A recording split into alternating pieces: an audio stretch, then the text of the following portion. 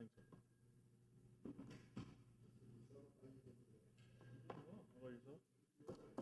Your name came up in conversation. No, 3 weeks ago. Had a lunch with a good friend of yours.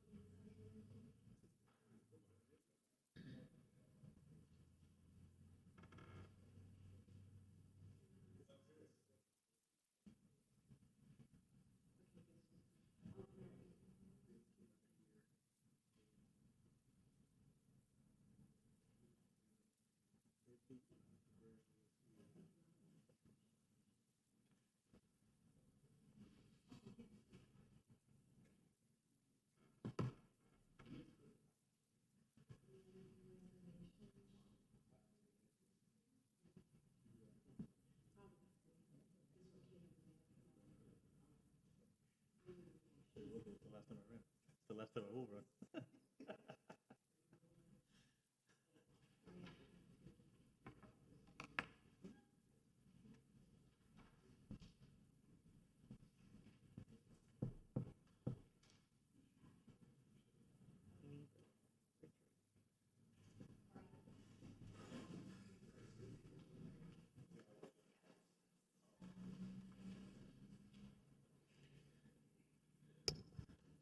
We're going to go ahead and wait a few more minutes. That clock up there is a little fast. It's 5:57, and we'll start at 6 o'clock.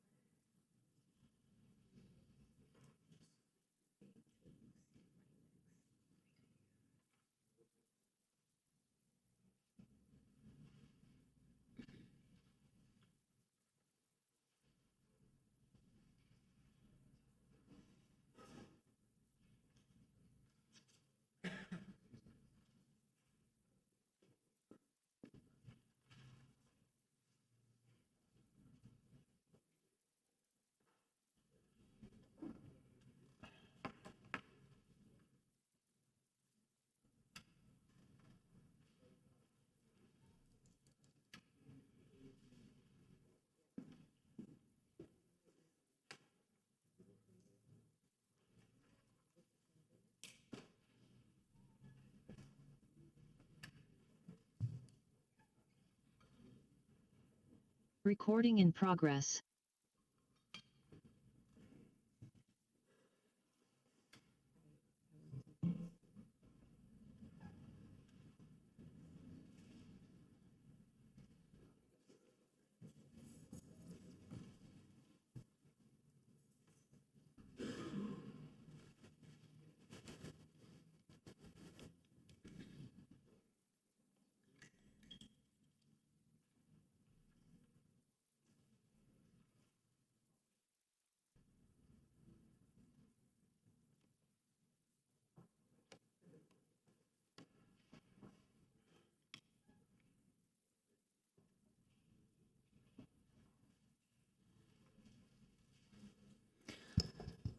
It's 6 o'clock. Let's go ahead and get started, please. At this time, I'd like to call the meeting to order. I'd like to ask everybody to please silence their phones and beepers if they have any. Good evening. This board is comprised of 7 members. 4 members of the board shall constitute a quorum, and the affirmative vote of 4 members shall be necessary for the adoption of any motion. If only 4 members of the board are present, an applicant may request and be entitled to a continuance to the next regularly scheduled meeting of the board. If a matter is continued due to lack of quorum, the chairperson or secretary of the board may set a special meeting to consider such a matter. In the event that 4 votes are not obtained, an applicant, except in the case of a comprehensive plan amendment, may request a continuance or allow the application to proceed to the City Commission without a recommendation. Pursuant to Resolution Number 2021-118, the City of Coral Gables has returned to traditional in-person meetings. However, the Planning and Zoning Board has established the ability for public to provide comments virtually. For those members of the public who are appearing on Zoom and wish to testify, you must be visible to the court reporter to be sworn in. Otherwise, if you speak without being sworn in, your comments may not have evidentiary value. Lobbyist registration and disclosure. Any person who acts as a lobbyist must register with City Clerk as required pursuant to the City Code. As chair, I now officially call the City of Coral Gables Planning and Zoning Board meeting of September 17th, 2025 to order. The time is 6:01. Jill, if you please call the roll. Robert Behar. Here. Alice Bravo. Here. Alex Buscello. Here. Nestor Menendez. Here. Felix Pardo. Here. A.B. Eisenstadt. Here. Notice regarding ex parte communications. Please be advised that this board is a quasi-judicial board, which requires board members to disclose all ex parte communication and site visits. An ex parte communication is defined as any contact, communication, conversation, correspondence, memorandum, or other written or verbal communication that takes place outside a public hearing between a member of the public and a member of a quasi-judicial board regarding matters to be heard by the board. If anyone made any contact with a board member regarding an issue before the board member must state on the record the existence of the ex parte communication and the party who originated the communication. Also, if a board member conducted a site visit specifically related to the case before the board member must also disclose such site visit. In either case, the board member must state on the record whether the ex parte communication and or site visit will affect the board member's ability to impartially consider the evidence to be presented regarding the matter.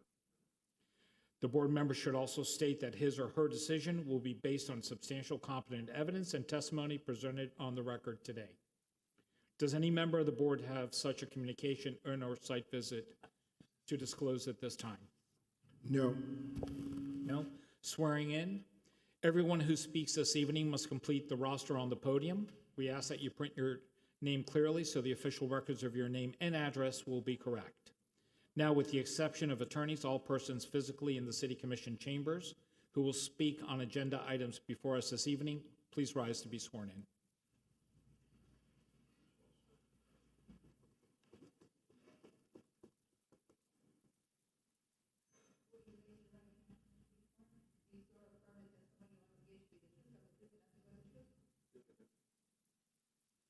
Thank you.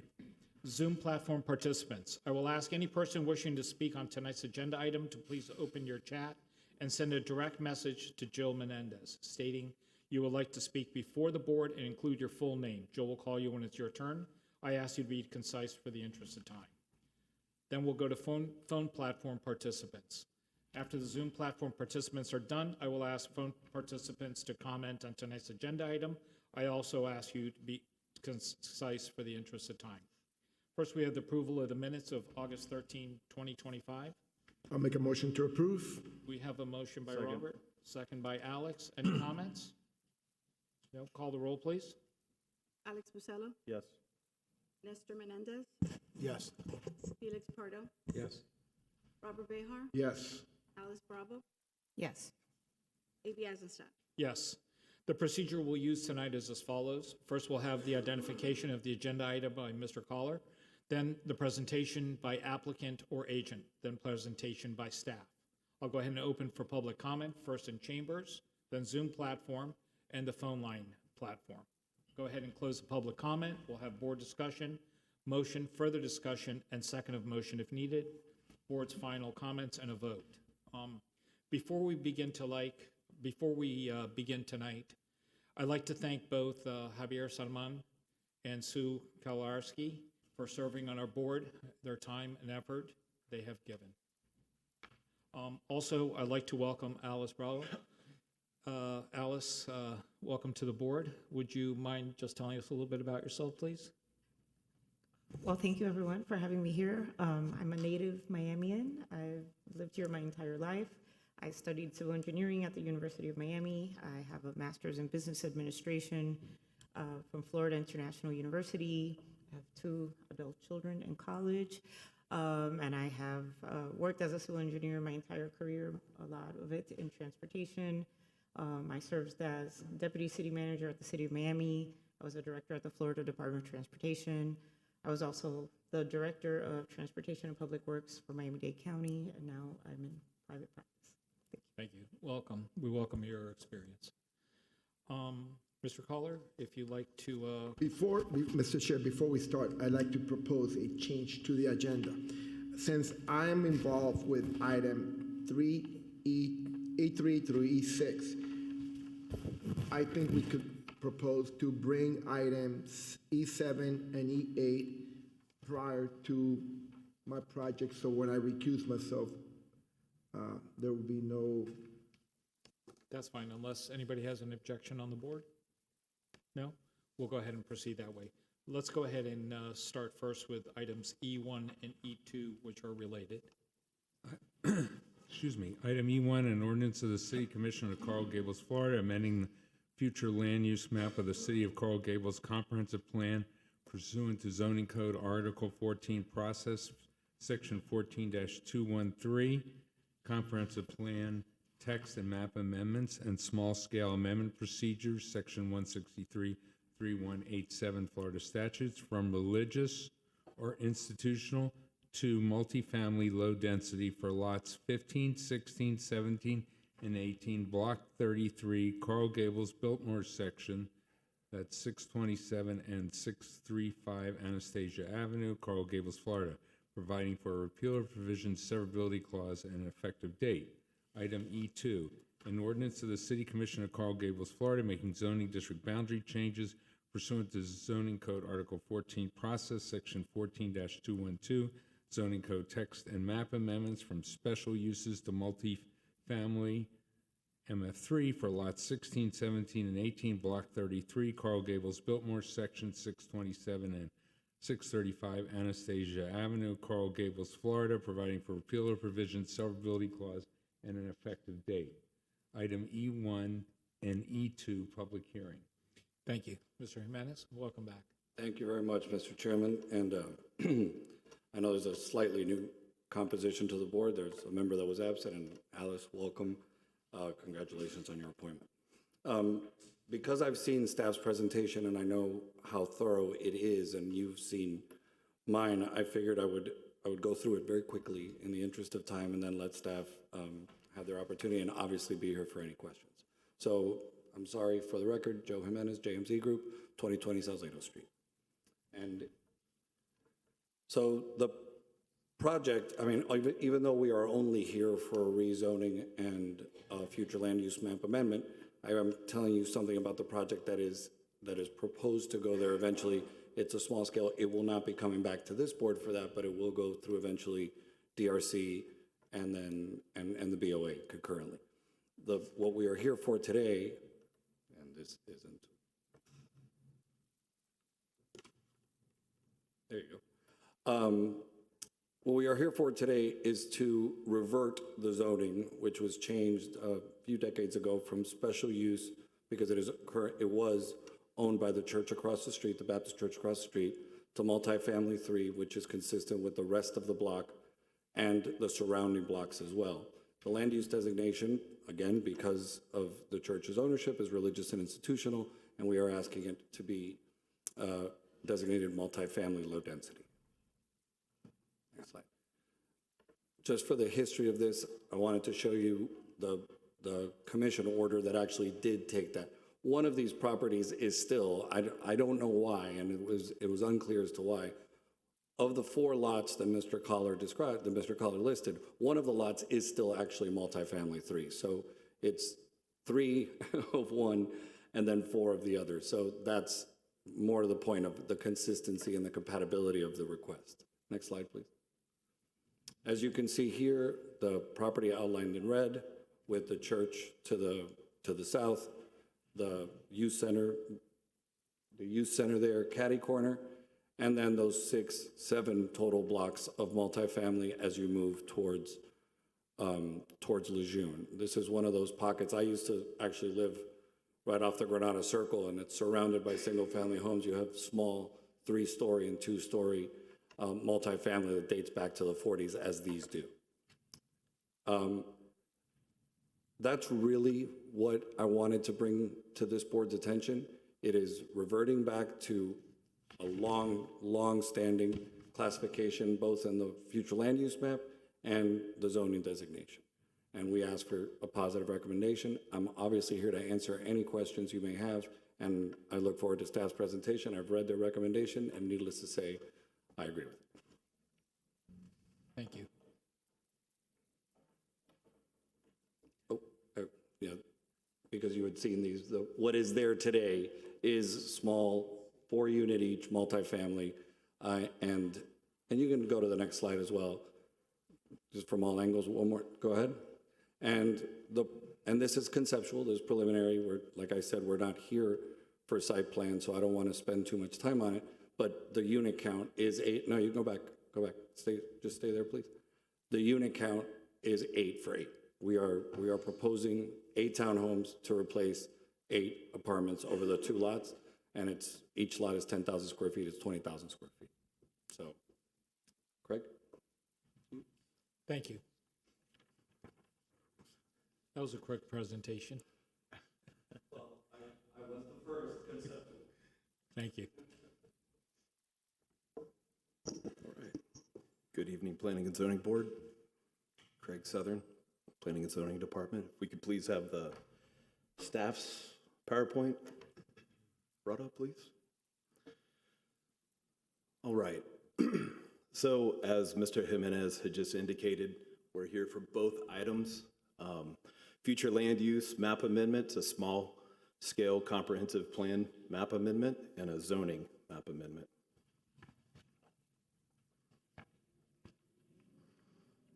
Maybe the battery's dead on this. Oh, here we go. So to reiterate, the application request is for initially the future land use map amendment from the existing religious institutional to a proposed multifamily low density future land use map designation. And then secondly, a zoning map amendment from the existing special use to a proposed multifamily 3. Subject properties are located at 627 and 635 Anastasia Avenue within the 4 lots of 15 through 18 on Block 33 in Coral Gables, Biltmore section. As Mr. Jimenez had also indicated, back in 1983 is when the rezoning actually happened, and that's the hope, is just to revert it back to the MF3. If you take a quick look, you'll take a view at the aerial map that's on there. As was also indicated, there's currently 2 existing structures, both containing a collection of 8 dwelling units, and they were constructed in 1949. All right, so we can take a look at what the existing future land use map currently looks like on the left-hand side, and then what the proposed future land use map would look like. As well with the existing zoning, with special use, and as was indicated, looks like it's potentially a GIS error where we have MF3 as well, and then proposing to just clean up the entire subject properties to MF3. So staff's recommendation, hopefully everyone took a look at the staff report. It was pretty detailed. I know we're trying to be relatively concise with the PowerPoint presentations tonight, but staff definitely recommends approval for the future land use map amendment from the existing religious institutional to the proposed multifamily low residential future land use designation. And secondly, the zoning map amendment from the existing special use to a proposed multifamily MF3. Of course, with that approval, staff does a pretty detailed analysis, and we have found that the findings, they're consistent with the comprehensive plan and compatible with the surrounding uses that support housing diversity and neighborhood character. So the review timeline, last month, as everyone remembers, Mr. Jimenez came and gave the conceptual planning and zoning board review. Right now, we're currently at the planning and zoning board for recommendation to city commission, and then there'll be 2 following city commission readings for both ordinances. As always, there were multiple public notifications, but we like to be transparent and let everybody know that within the 1,500 radius, there is 703 properties that were noticed. Next, please. And you'll see a listing of all of the notifications that happened from August 13th to most recently, the legal advertisement in the city website posting earlier this month. So once again, staff recommends approval for both the future land use map change and the zoning map amendment. So if you have any questions, staff and the applicant are here. Thank you. Jill, how many speakers do we have for this item? We have 2 in the chambers, and actually no one's signed up on Zoom, so only 2. One in Zoom, or No one. nobody? Let's go ahead and first. Can I ask the staff a question? Yes. Can you go back to the maps that you have, the existing future land use and the proposed? Of course. If we could please bring the, thank you. Okay. So initially here, we've got the existing future land use and the proposed future land use. Go to the next slide a second. They show the green there. We're taking the subject property and we're gonna propose to go revert back to the MF3 zoning district. The corner, and I was looking at the Google Earth, the corner property looks to be a multifamily duplex or something. Why are we keeping that? You know, I know it's not the applicant. Why is the city not trying to maybe correct and make the whole block to be consistent? From my understanding, it's currently a private property. So, I mean, that would be up to the property owner to approach the city and make a request. But for future reference, I honestly am not familiar. I don't remember that subject property. Let me see here real quick. Mr. Jimenez, can you answer that question? Just to understand the question, do you mean the other green property maybe that's also owned by the church? Okay.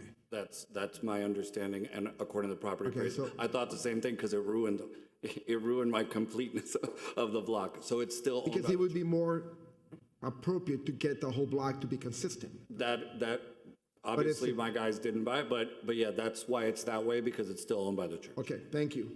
Thank you. Jill, let's go ahead and call the first individual, please. Pamela Pierce. Hello, board. Hello. Can you please speak into the microphone? Thank you, ma'am. I'm Pamela Pierce, and I spoke at the 13th last month. Could you And- state your address for the record, Yes, please? I have 3 addresses, 724 Camillo, 704 Camillo, and 701 Aledo. I spoke last time. I was concerned that there was no phase from the, what I call the looming facade that's proposed to the single-family homes that are across the street and on the other, west of Cardina, and across the street being across Anastasia. And there are two houses that are 70 foot, but they will all be impacted, I would imagine, value-wise, by having the looming facade with just a few steps back. And I know that's the new European style that may be appropriate in apartment, pure apartment areas, but I feel that it is, there's just no phase of stepping down from something that will be looming to one-story family homes that are right there. And it seems to me, I just drove by the property since my address, as you can see, it's easy to drive here by those properties, that we drove across Anastasia, headed toward Lejeune, and there is that a large set of the similar design of this facade. And since over the summer, they seem to have put very additional handrails that are, I feel, sort of inappropriate, and again, bring the facade, I mean, they're this high, and they're big, and they're white, and it makes it even more urban than, I think, the final entrance toward our historic Biltmore Hotel. And I know that was brought up by another neighbor, that is the entrance through the single-family homes to the Biltmore Hotel, one of our proudest and most revered buildings. So that was, again, I'm just reiterating what I said last time, that those are my concerns. Although it's not right across from my properties, it still seems that in other areas, the city has made an effort to go from multi-story to one-story duplex, something less with more green space, because there's lots of green space around the buildings that are there now. And looking at the design, where will the green space be in the beginning? No, it'll be something other than planted grass, and it will feel looming. And yes, I think that the house that's across Anastasia, right from these two, may be originally the church's pastor's house, which is often, the case with a church property, but it's still a single-family home. So that makes 3, really 4 single-family homes that are right against something that's a looming facade. I'm sorry to see it. Thank you very much. Pam Thank you, ma'am. Pierce. Bye. Michael Pierce.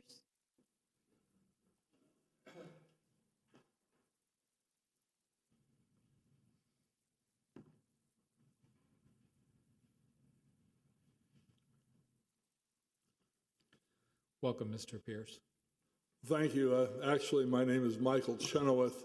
My wife is a modern woman who didn't change her name when we got married. So anyway, so I have the same addresses as Pam. Could you state them, please, for the record? Yes. One address. 724 Camillo Avenue, 704 Camillo Avenue, and 701 Alito Avenue. I have been out of town sort of for most of the preliminary stuff for this, and I'm not exactly sure how your zoning and building approval process works, but I want to express my concern with the slow destruction of our neighborhood by McMansions and buildings that take up the entire lots and eliminate the green space that is that makes the area more friendly and welcoming and more sort of family oriented. I hadn't really been aware of the buildings that are east of this property on Anastasia, on the other side of Segovia, but we drove by them just now, and I was struck by how they reminded me of being in Europe in some of the towns where they don't have a society that was built on automobiles. They don't have a situation where there is no public transportation to speak of. As much as we try to do it, we still don't have it. I'm worried that we're moving towards a situation where we're having house after house torn down and replaced by McMansions that virtually take up the whole lot. There's two houses right now under construction on Cardina between Aledo and, is it Alcazar? And Escobar. And the house that's on the corner of Aledo and Cardina on the northeast corner was rebuilt and takes up the whole lot. There's a house at 740-something on Camillo that has 4 lots and takes up the whole thing. But we're here tonight. It's a bit, I understand that, but it's a trend, and I'm not sure what the process is that those of us who live in the neighborhood have the position to express our concerns, because it should be of concern to everybody in the city. As far as changing the zoning from religious to MF3, it seems to me like that's a non-issue. I don't have any objection to that change specifically. And if that's all you're doing today, fine. But you need to be aware that there's something bigger going on here.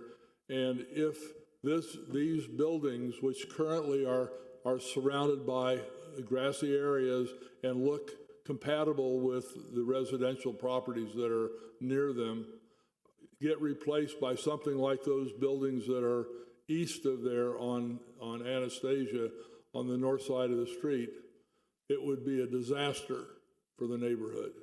So I thank you. That's my input, and I appreciate the effort you put into it. Thank you for coming, sir. Do we have any more speakers? No, Nothing on Zoom? no, Nothing on phone platform? no. I'll go ahead and close it at this time for public comment. Mr. Jimenez, Except do you for- want to? Except for a rebuttal, of course. Yes. Mr. Jimenez? Thank you very much, Mr. Chair. And I really would like to thank Ms. Pierce and Mr. Chenoweth, because as staff pointed out, 703 notices went out, and those envelopes aren't easy to stuff. So I actually do appreciate when there are people that come out and speak. I appreciate everything you've said. The issue here is a simple request it is a rezoning. The next board, which you will also get notified for, will review the design, review the site plan, review the architecture, and everything of the sort. Just a couple of things that I want to make clear. This is not a house that's being torn down and replaced with a multifamily building. This is a multifamily block. The building immediately to the north of it, that abuts it on its back property line, is a multifamily building. Across from that are a series of townhomes that stretch down the next block. There is no house directly across Anastasia from this. It's the church. It's catty corner over the intersection. And then there's the side yards of the houses immediately to the west. So as we spoke about last time, as with all things zoning, you do step up and step down as it goes. This is going from single family to the next lowest. What is being proposed here is a fee simple townhome. It is not a multifamily building. These are a series of townhomes identical in use as the ones to the north. So just to be clear, this is not replacing a home. This is not building a McMansion. I understand the gentleman's point, and that's not for me to pass judgment on from a policy perspective or an architectural one for that matter. So just with that clarified, we do ask for your recommendation of approval of the rezoning and the Flum amendment. Can I ask you a question? Sorry, go ahead. Yeah. Normally, when an applicant comes before this board, they bring a site plan. In your case, you stated it's a preliminary site plan, but you don't bring a site plan. And you've stated that the site plan will be for other boards to review. Why do you feel that? Why do you feel that this Because board of the should not have a size, site plan? because of the size of this property, when this board, and I've come to you before with my site plan when you are recommending approval of site plan. My site plan is administratively approved for this project, so, and it is not developed. I'm not in for site plan approval yet. I don't have that application developed to the extent necessary to file. But it will go to staff, the site plan, and the architecture will go to the Board of Architects, and as a few of you, I know you served on the Board of Architects before, that's where that will be. Those plans simply, they were gonna be ready, and then some higher ups in the project said, wait a minute, let me read. So they're not ready. I chose not to slow it down because much like we discussed last month, BOA doesn't talk planning policy, and I'm not here, unlike I have been for other projects, where this board does have jurisdiction over the site plan and a recommendation. This just isn't one of them, so I didn't want to confuse the issue of, I'll show you a simple one. Yeah, I understand, and to the chairman's point, it's been a policy of this board to always look at a site plan. And I want to ask a question to the attorney, our attorney. Is this something that we are allowed to do, we should be doing, or should we be requesting a site plan? I personally don't have a problem reverting back to the original zoning. That's not an issue, and I think I stated that in your last meeting with us. But I do feel that, you know, like the chairperson mentioned, we should have a site plan. Well, I'm more than happy to put that one up again. My only concern and before, I'm sorry. And this, you know, Mr. Collier, is this something that we should be doing without a site plan? Well, in this unique case, because the ordinarily over, 20,000 square feet, it would come to you as a conditional use. But because it doesn't meet that threshold, there isn't a site plan. I believe what the board could do in your recommendation, you can indicate that you have concerns about compatibility and an effort should be made so that the open space is protective of surrounding homes. I think you can indicate that, which would be available to the boards that have jurisdiction over the site plan. But technically, your jurisdiction, because this is less than 20,000 square feet, you don't have the ability to require them to provide a site plan. But I think you can certainly make, as part of your motion, a comments on how the site plan should be done. I'm sure, I'm confident that when the time comes and they're going to present a site plan, it's going to meet all the requirements. I'm not, you know, this is not something that you're going to be able to submit something that doesn't meet. For me, it's just a comfort level to have something that we're approving. And today, we're just approving a zoning change, essentially. And to use Mr. Coller's word, because I think it's perfect, it's a unique situation. Because, and the reason I want to avoid, I can show a site plan, but I'm going to stress it's conceptual, because as I go through DRC and BOA, if it changes, even if it changes dramatically from what I show you today, I don't want anybody to say, well, you showed us something, that was what the approval was based on, and now you've changed it, and I wouldn't have to come back here, but I don't want seeming lack of transparency. Mr. Jimenez, you know, you showed us a very conceptual site plan there, just an exhibit.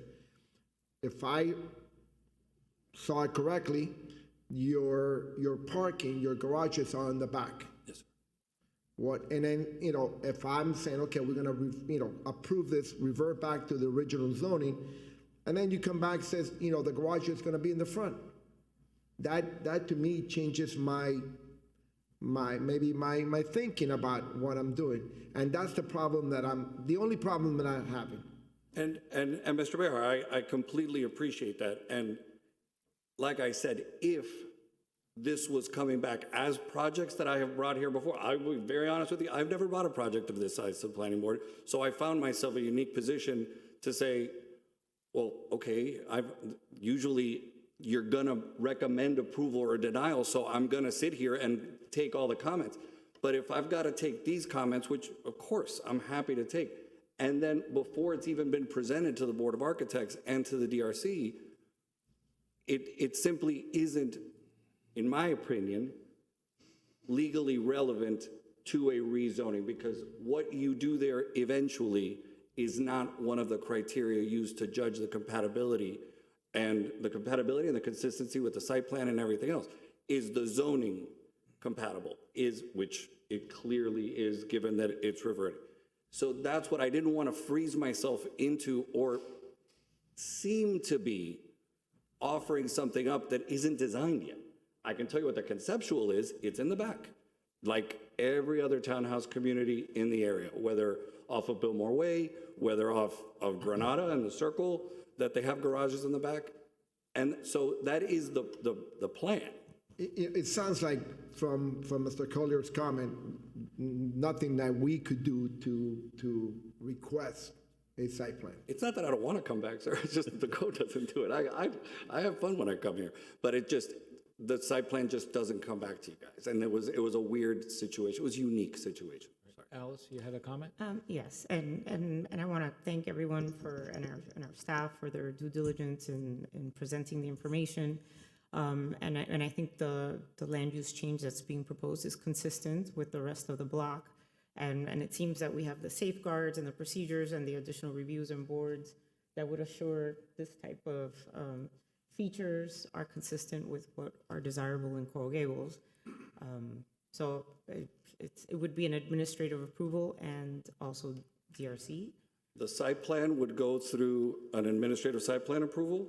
Board of Architects would approve the architecture, and DRC, which is a citywide, then it's everybody. It's Public Works, it's art in public places, So there are safeguards to ensure that the quality of the ultimate project are. In my experience, the process doesn't change. This is the first time for me not having to be here with a site plan. Going forward, the process stays the same, and it is an exhaustive review in a good way.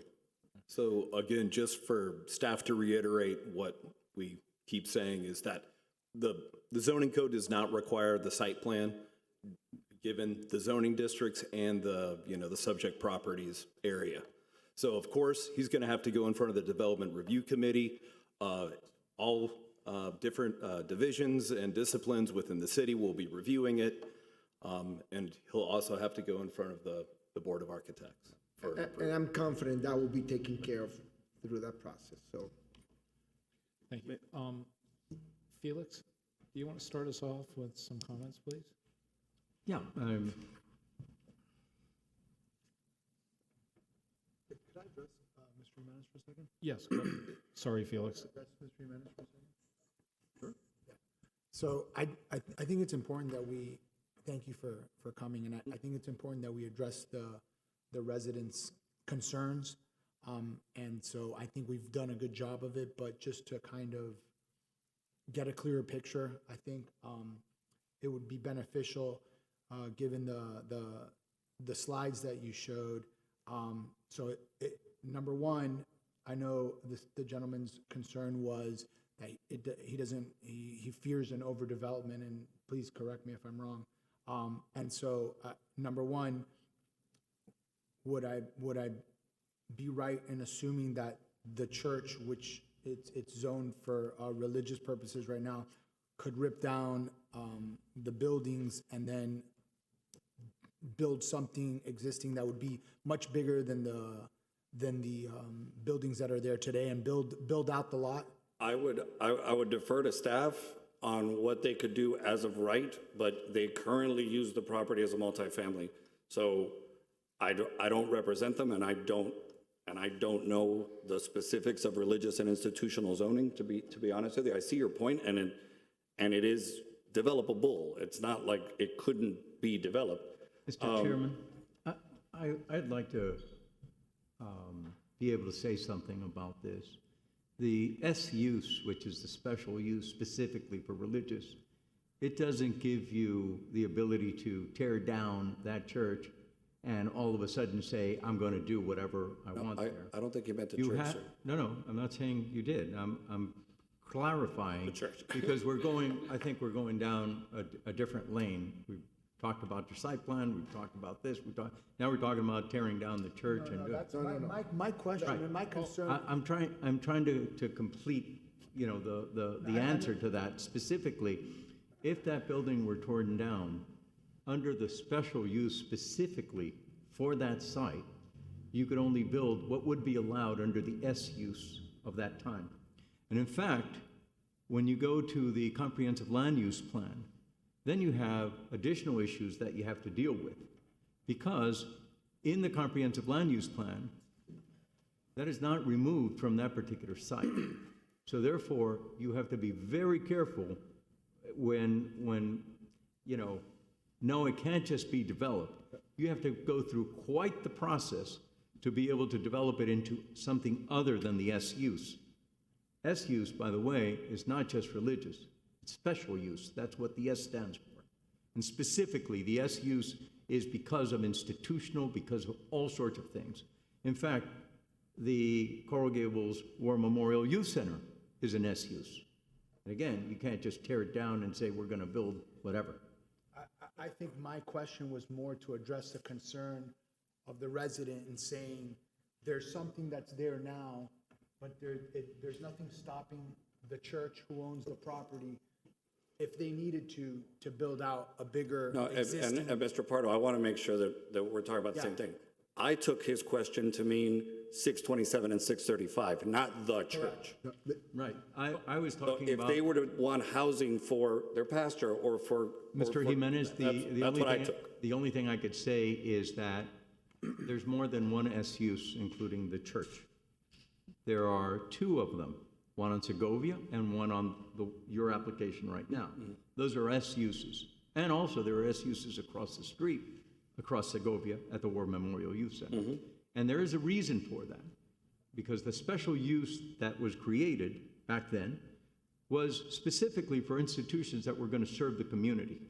And I think that the residents that came up were more concerned about incompatibility with the single-family use with whatever gets built there, not specifically the S use or what could happen. Let me segue that into my second question or concern, which I hope addresses the citizens, the residents' questions and concerns, which is, as I understand it, we're reverting back to MF3, correct? From 1983. Okay. So it was. And so the rest of the block is MF3. Those buildings were built in 1949, and they were rezoned for the church in 1983. But those two multifamily buildings have been there since 1949. What I'd like to do is I'd like to go in order. I'd like to ask Felix if you would continue with your comments. And pardon me for jumping in. Sorry. So,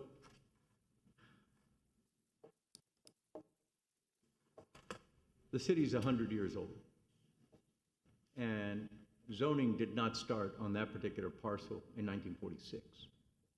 It started in 1926. Can you show us the same slide, if you will, that you showed for Mr. Bihar's request that showed the zoning, the present, and the other? Would that possible? It'd be on staff's PowerPoint. It would be the existing and proposed. Yep. Please. Can you please do that? So what you can't quite see where the black line is on the north side there is you could see that the existing zoning is single family. Just, you can't see it there because it's cut off just a little. You could see it clearly down below. You can't see it up above. But that's yellow, that's single family home. I think that what the residents are concerned with clearly is, what do you put right up against that? When you look at single family zoning, the front setback is 25 feet. The side street setback is normally 25 feet unless it was done way, way back, and it could be 15 feet. But what they're concerned with is that, and based on what the lady expressed, was that, well, you have this very big building there, and it looks like it's like, you know, right on top of the single-family uses. Clearly, when you look at the zoning between Segovia and Lejeune Road, there you see the multi-use buildings, apartment buildings. One of the blocks is being developed as we speak. And they have duplexes as the buffer from Segovia inward on both the east side and the west side. It goes back again to the very simple concepts of planning, where you have buffering from major streets and major traffic and major speed. That's planning 101. You have the same thing on Lejeune Road. And you have it throughout the city, corridors on Ponce, south of the big commercial projects and north of Bird Road. My concern, really, when I look at the staff recommendation, which all of us read and we weigh, is that in the comprehensive plan amendment, keep in mind that there was no comprehensive plan here until the mid or late 80s. In fact, we were one of the first ones that came up with a master plan. And then based on the Growth Management Act by Governor Graham, then all of a sudden, we had to look at compatibility for all the infrastructure, water, sewer, traffic, et cetera, et cetera, et cetera. So when that was done, it was set as a limit. But before that, historically, before the 80s, none of that existed as far as a comprehensive land use plan. It's become in this city that it's almost interchangeable, comprehensive land use plan with zoning. And it's not necessarily that way. One is the ceiling, the other one's the ultimate limit to support the infrastructure. So this is where I'm concerned. So when I'm reading the analysis, it says, this is staff speaking, the requested amendment would restore the residential designation historically associated with the site and align it with the adjacent multifamily properties to the north and east. I'm sorry, but the north and east, that is not recent. It's not historical. You're talking about the mid-'80s. And those areas there were single family, and then they morphed into these little apartment buildings on both sides of Segovia. They're still all the way up to the north there. It's all single family except for the duplex strip. When you take the duplex strip and you say, we're going to make it into multifamily, it's not duplexes anymore.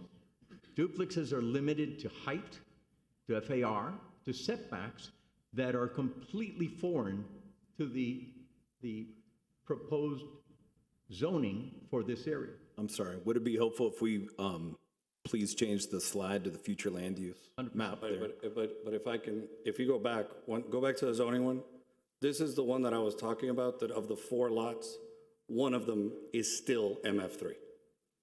So I'd like to be able to finish my comments. Okay, I just wanted to point that out before he changed the slide. Sorry, Mr. Porter. Because I'm just starting.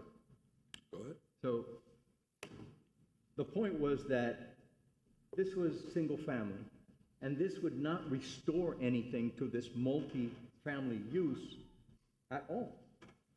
Then, when we get into the future land use plan, the Flume Amendment, it advances, according to staff, it advances the objectives and policies for reinvestment in underutilized sites, maintaining residential neighborhoods. Well, we have 2 people that live there, and they're saying, you're not going to maintain, you're destroying the neighborhood. This is what the people that live there are saying. But there's a difference of opinion between staff and the people that are here that live in the area. So the compatible mix of housing types, well, let's talk about that. Right now, those little apartment buildings are basically affordable housing. Sorry, is this on? Perfect, thank you. Sorry about that. So what I'm saying is that as far as the housing types, the compatible mix of housing types, you're taking basically affordable housing away, and now you're going to build a project that, those units are probably go, multi-million-dollar project. So, you are and you're not. And then you have the single-family homes where there's an encroachment, as you could see, going now toward the west into the single-family area, or the potential, not this applicant, but the potential of someone else. Why? Because everybody then says, well, there's more of the same product in the same area. So the question is, do single-family homes count? And the infill argument, which is also part of the staff recommendation, this is not an infill area.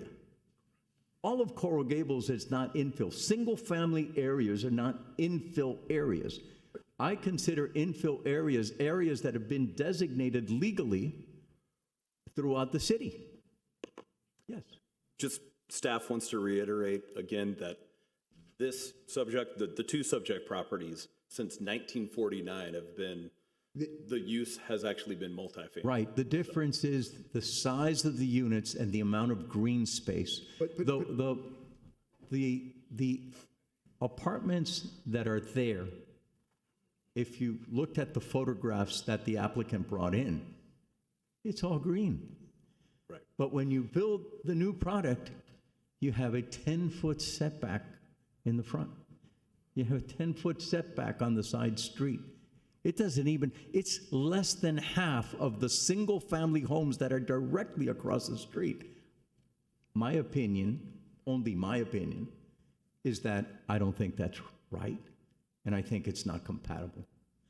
Now, the other thing is that, again, I read the words because words mean things, and it says, staff, redevelopment at multi-family scale would not exceed adopted level of service standards. Well, road traffic is an exception within the L of the Palmetto Expressway. That was determined by Miami-Dade County's commission years ago. So you have someone saying, the roads, the congestion, the traffic, that's all part of the infrastructure. So, and I know, by the way, that the applicant eventually will have to pay impact fees and will receive credits for some of the areas that are already built there. That's fine, but that drop in the bucket doesn't come back in a one-to-one dollar back to the community. Felix, I'm sorry, but that seems to be a point or an argument for an individual such as yourself to make to the city or to staff or to commission, in other words, for the dollar for dollar and so forth. Yes, and I think opposed this, to what's being presented right, before us. Mr. Chairman, the reason I'm bringing this up is because this is a future land use plan amendment. And all of these components are in the recommendations that staff gave us. I think it's fair for me to be able to question and ask these questions. May I continue? Please. Okay. So, one of the things is that it has to comply with landscaping, open space, and sustainability standards. The new open space requirements are a fraction of what was required back in the day, because that's how they built these particular buildings.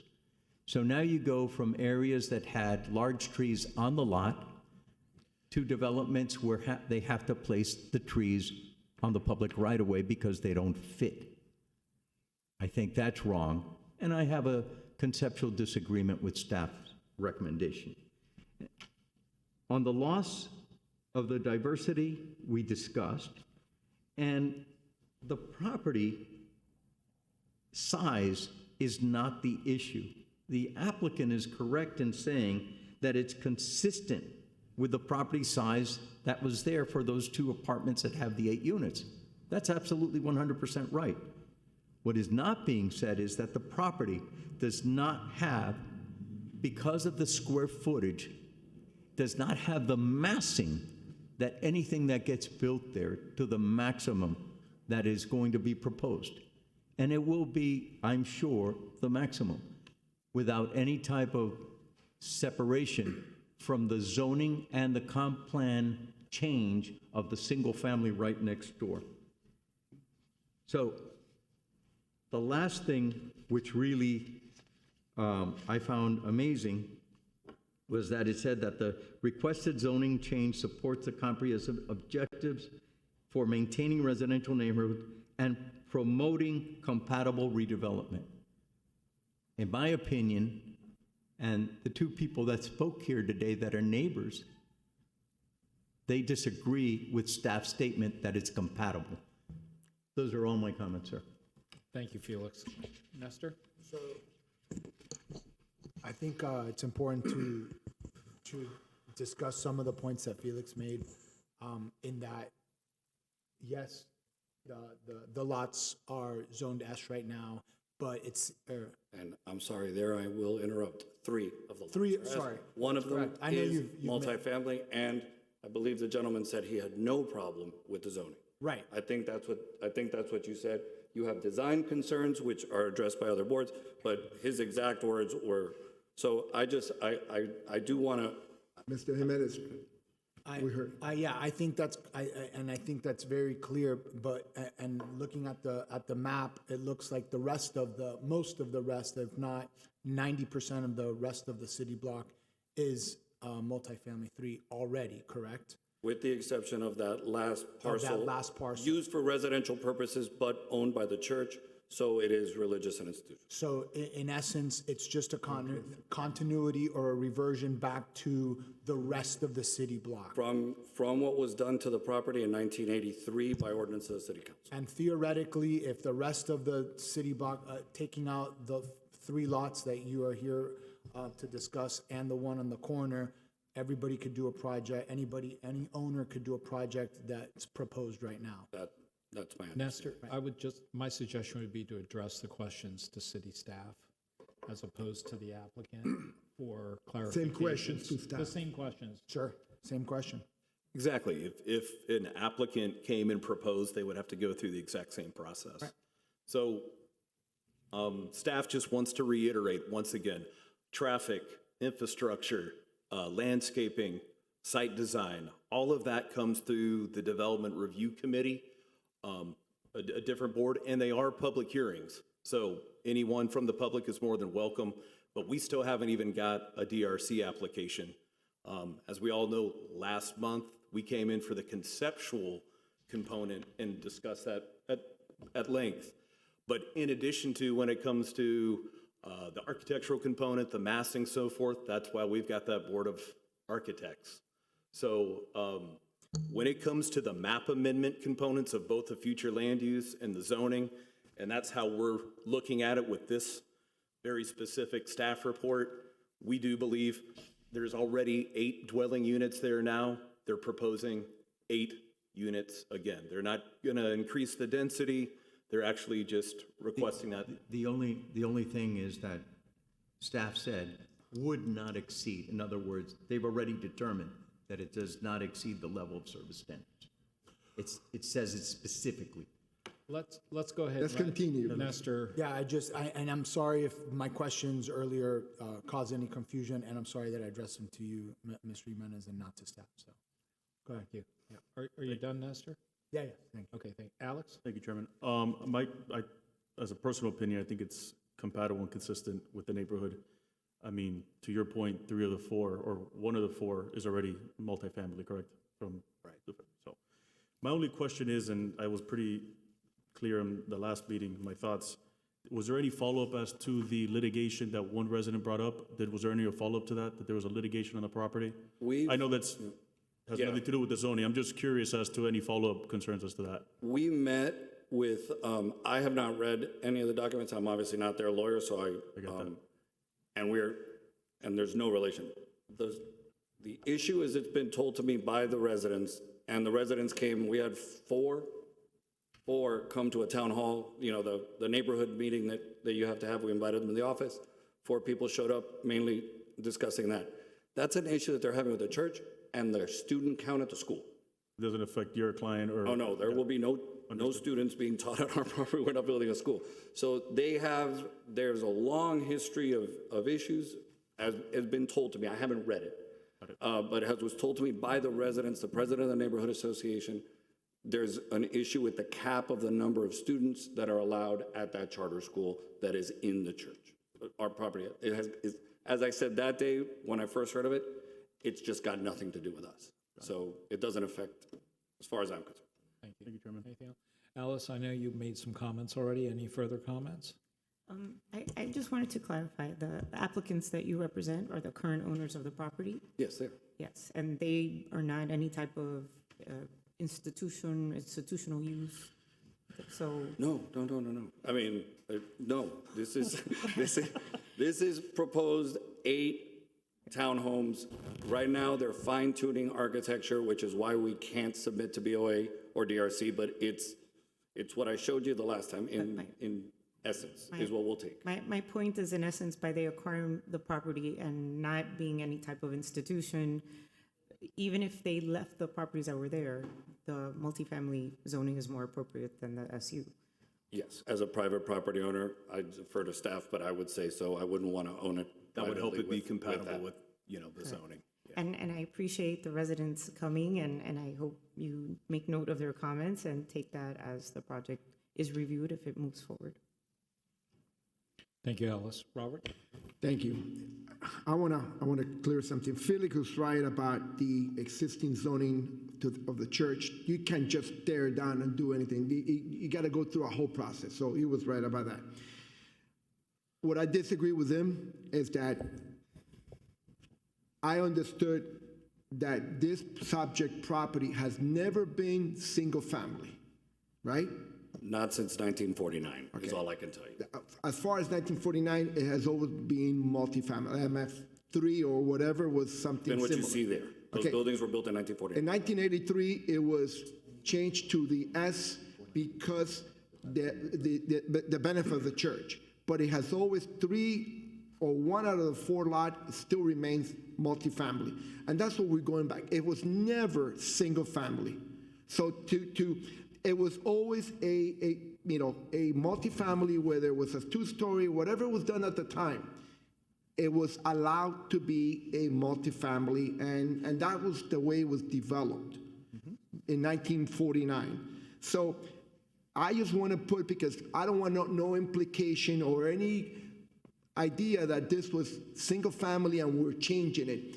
There was one maybe lot across the street that it was single family, but this whole block, not only this block, the block in the back and the block to the east, the 2 other blocks, has been multifamily forever and a day, correct? We don't know. Since 1949, that's Okay. as far back as. All right, that's far enough for me. I think this is, again, I would like to have seen a site plan, but it's not required. So I don't have an issue going back to what this originally was zoned. So, Mr. Chair, I'll let you, your comment, and I will make a motion. For me, I've always had a concern when projects come before this board without a site plan. While I understand it's not required, I like to see a site plan in place for what I vote for. Would you like me to put it up? Would you like me to, I have a conceptual site No, plan. I understand. No, I saw it, and I like it. I have no problem with it. But to me, it's a conceptual, or in this case, you called it a preliminary. So it's not actually a site plan to me. The concern for me is, for example, I know that the city and this board has continuously looked at doing garages in the back when there's an alley and how to bring them in and so forth. But realistically, you can go ahead and change that and put the garages in the front of this. I'm not saying the Board of Architects or other boards would allow you to do that. I'm not saying that. But that has been always something that we have reviewed at this level. Projects have always gone first to the Board of Architects and the DRC.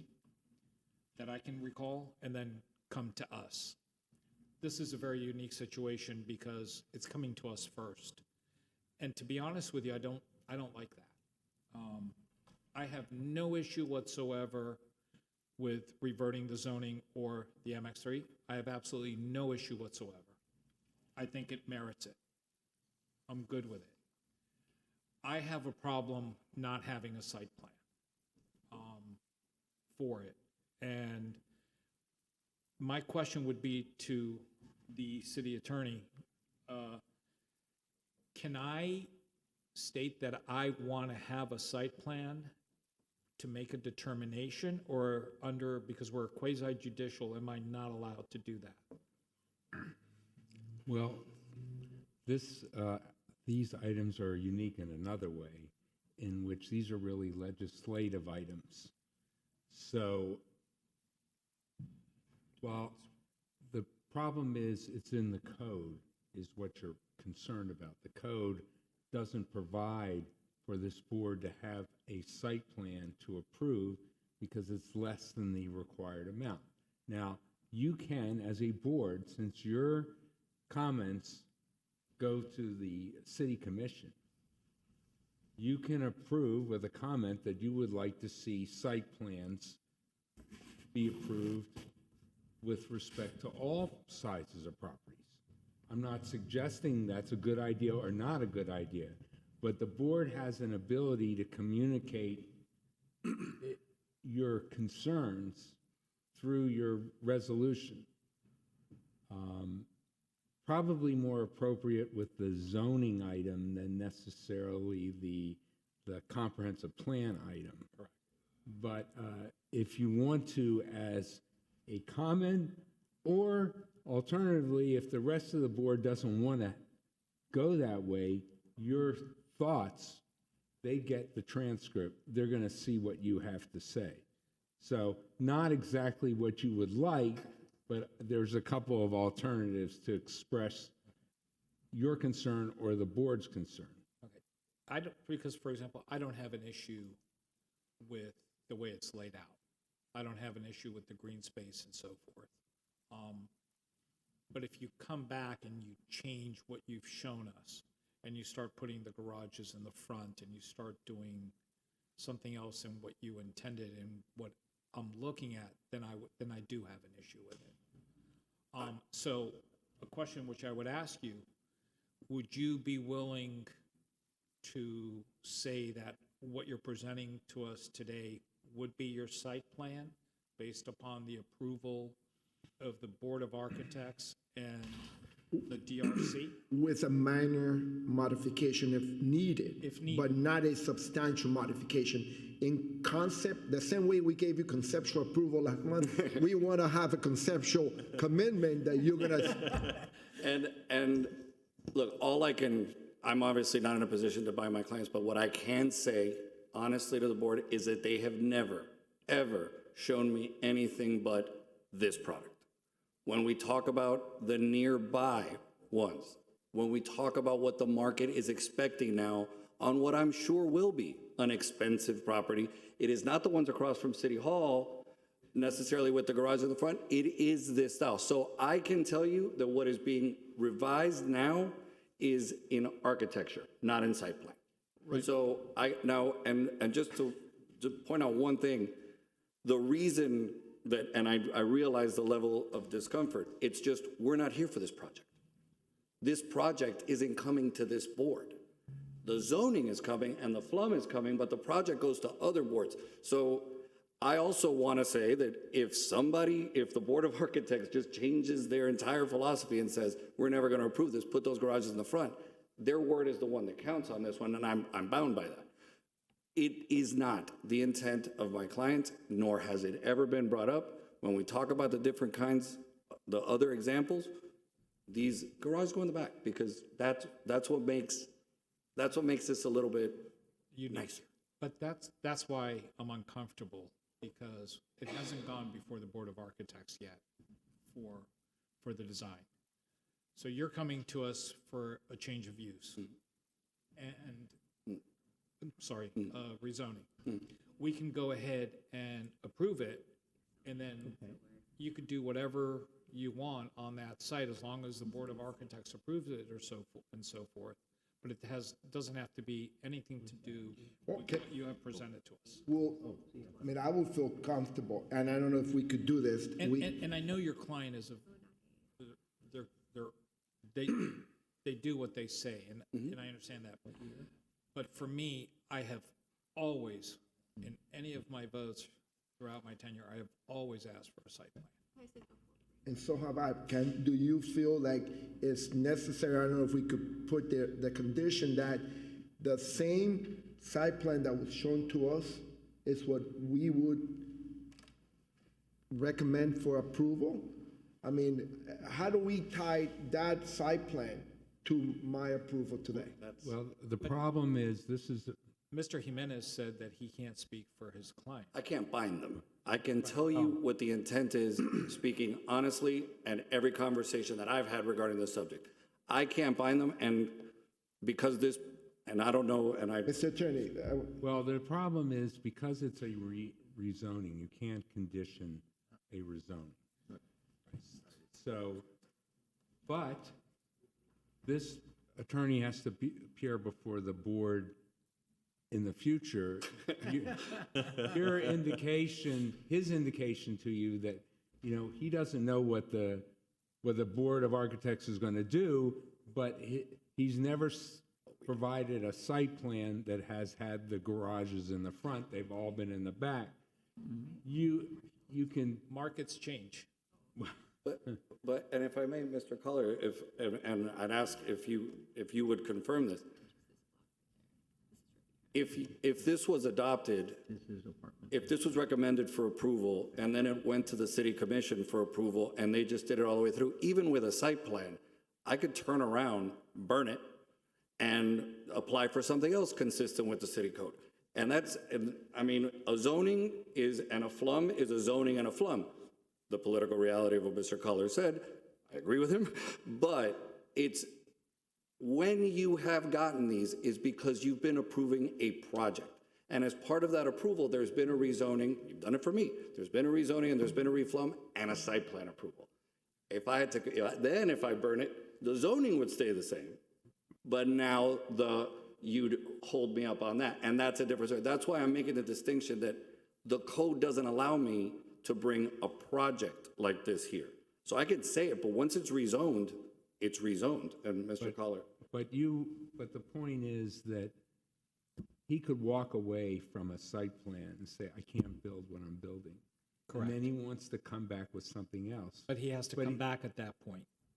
He's going to have to come back to the Board of Architects. And the Development Review Committee. If he seeks to change the zoning to a different zoning, then yes, he's going to have to come back. But if he walks away from a site plan. That's a good point. If he walks away from the site plan, he's got to come back to the Board of Architects with a different design, and they're going to have to review it, as well as the administrative reviews. That's a very good point. So there's quite a few checks still left to go. Mr. Chairman? Yes, sir. I suggest, if Mr. Collar thinks it would work, why not split the application where you go through the flume separately, and then you come back with the change of zoning with the site plan attached? I don't, because I just don't have to come back. At 20,000 square feet, it's administrative site plan approval. It's the staff's jurisdiction. Right. So I'm just trying to see if there's a mechanism where we might be able to add a site plan to be able to resolve the conundrum that the chair has. And Alice? And this is a question for our director. The site plan that ultimately gets developed will have to be consistent with the zoning. Exactly, yeah. Correct. That's why there's multiple disciplines within the city that take a look at it. I don't feel comfortable requiring more than what is our actual legal purview. I'm gonna do something, and I'm gonna take his advice. At some point, you're gonna come back to us. So I hope you follow through. So, okay? Look, I'm gonna make a motion to approve with staff recommendations and conditions. I'm sorry, we need two separate motions? Yes, Two separate we're gonna items. first, E1. have two votes. The first vote is on item E1, which is the comprehensive plan vote.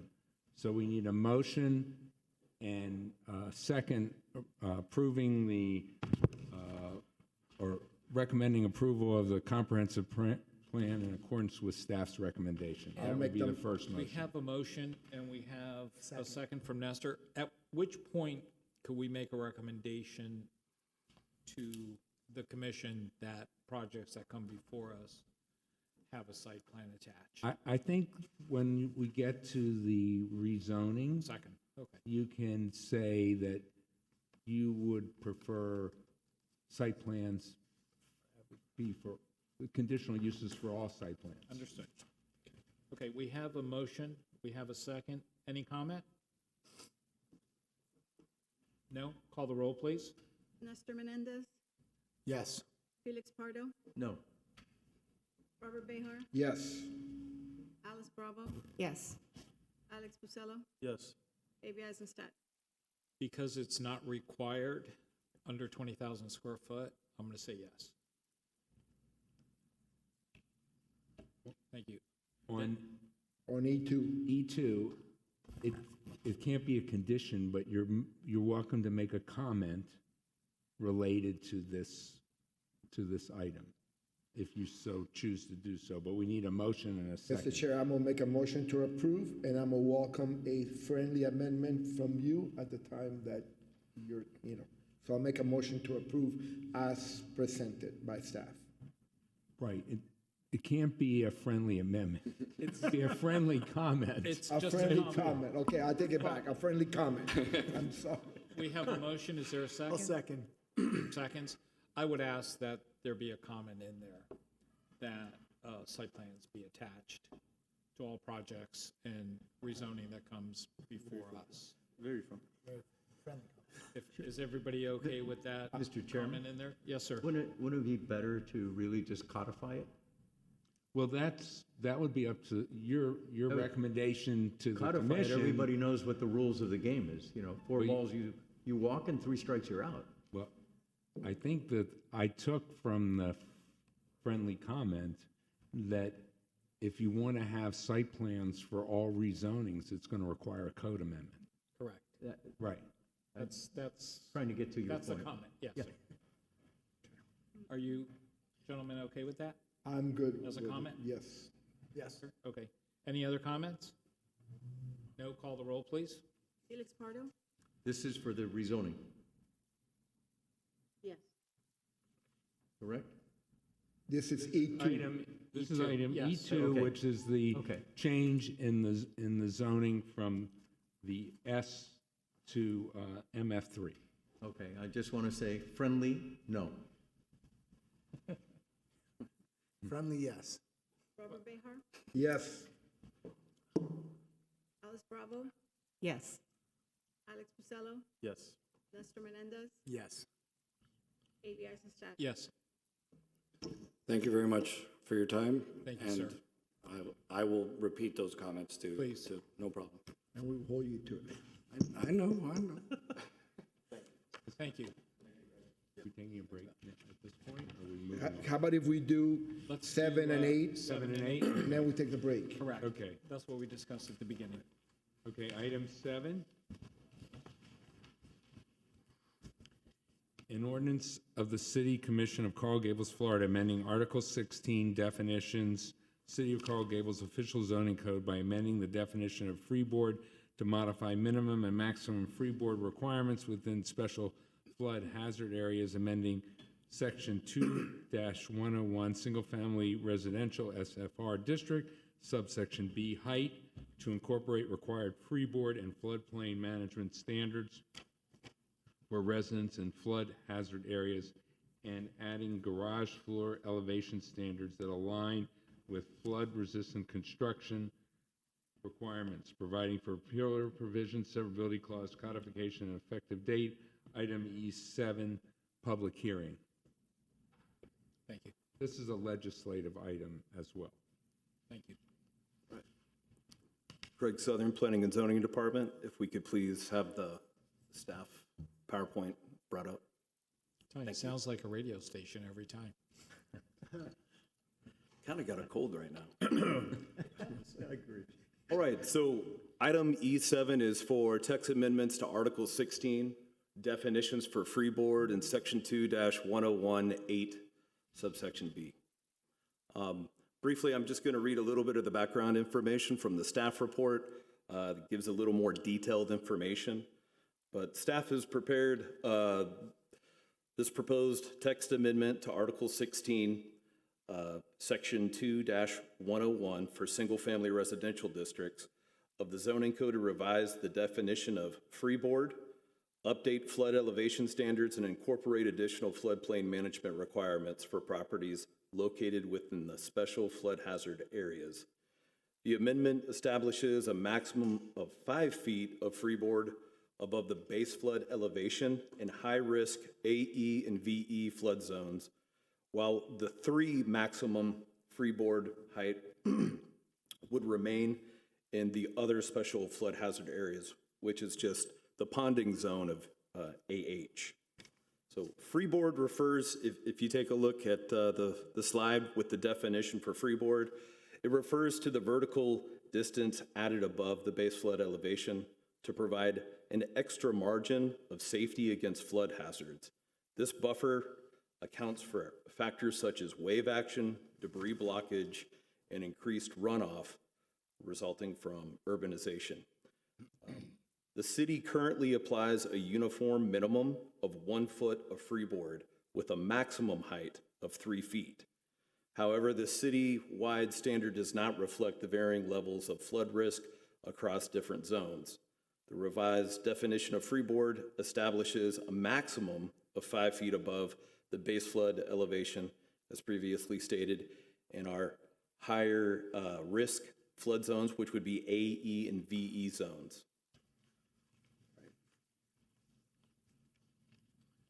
So if you take a look at the map that's on the right-hand side of the slide and also within the staff report, you'll see the designated flood zones currently within the city. Maybe a little hard to read, but predominantly all these high-risk flood zones, VE, which is the coastal hazard area, and then AE, they are all east of Old Cutler Road. So the purpose of the definition and text amendment change is basically those that are higher risk, we're just adding 2 additional feet for these properties to actually, if they want to bump up their finished floor elevation, what we also call the design flood elevation, and that's where the habitable portion of a house would be.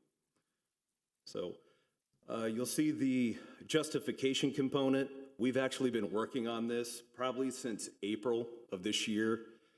Made multiple phone calls with different municipalities, talked to the Florida Department of Emergency Management, the Florida Floodplain Management Association, and even had a couple discussions with FEMA.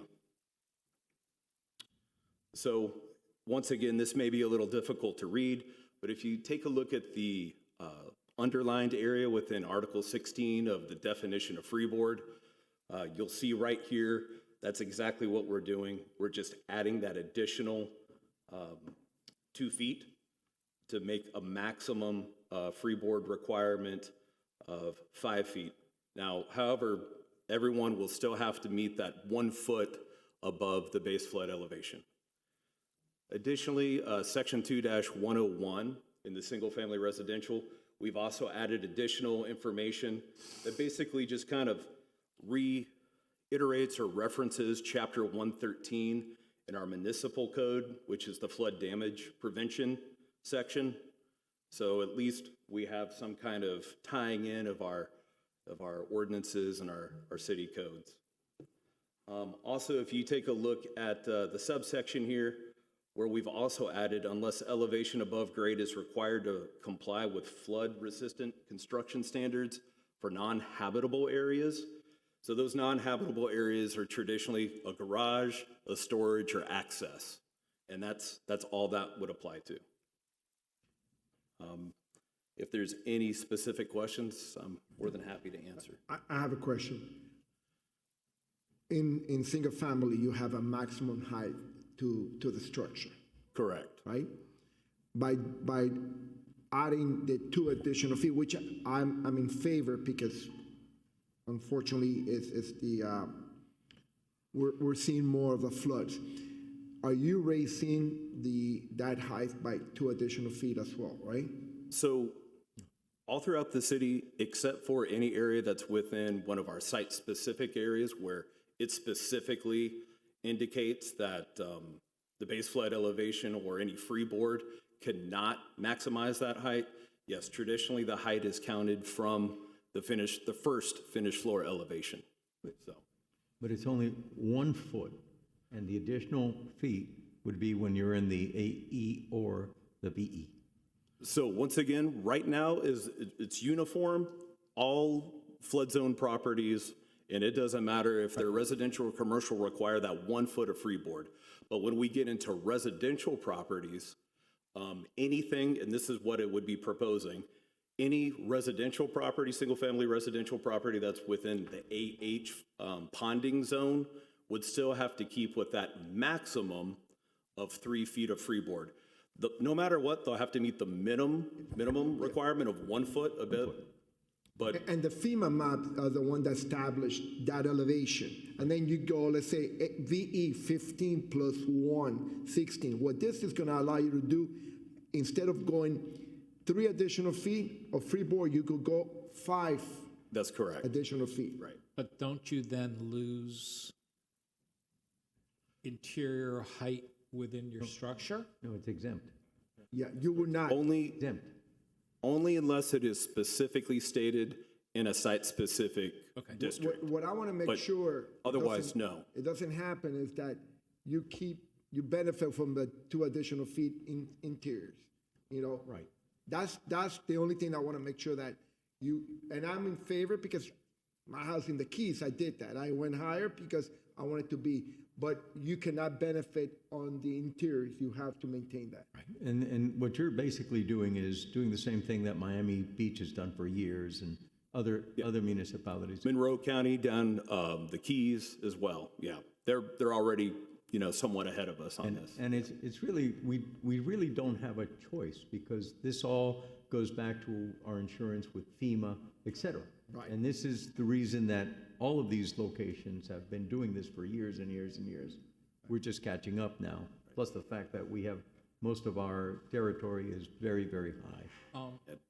The FEMA flood maps, the firm maps are consistently being revised anywhere from 5 to 10 years, and it just seems like there's more and more flood zone properties. Did you discuss it also with Miami-Dade County, specifically Mr. Jose Orme? No, I did not. You No. should. Okay. He is a wealth of knowledge that goes back 30 What's his last years. name? Jose? Orme, T-O-R-M-E. Okay. Jill, do we have any members of the public for this item? No, On Zoom? no, On the phone platform? no. All right, I'll go ahead and close it for public comment. Alice, you want to start us off? And I imagine the city has history with the properties that are in those zones experiencing flooding during different storm events, right? Yeah, definitely. I don't know how many FEMA usually provides every municipality and every county with substantial damaged properties every year. I unfortunately don't know what that number is, but the lower that we keep it down, the higher, and this would definitely assist with that. The higher our community rating system goes up, which actually benefits all the citizens and actually lowers the insurance rates. So. And this is consistent with what I happen to know all other municipalities in Dade County are doing. Yeah, definitely. Like I said, Miami Beach and Monroe County are probably on the forefront of that. So, Mr. Thank you, Chairman, Alice. Yes. whenever you'd Go like, ahead, I'd like please. to make a motion to approve staff's recommendation. Anybody you'd like. else on the board would like to make any comments before we have a motion? No? Mr. Pardo? I'd like to make a motion to adopt staff's recommendation. Second. We have a second by I Alex. wanted to second that. I'm going to withdraw my second. No. No, you I'll can't. second it.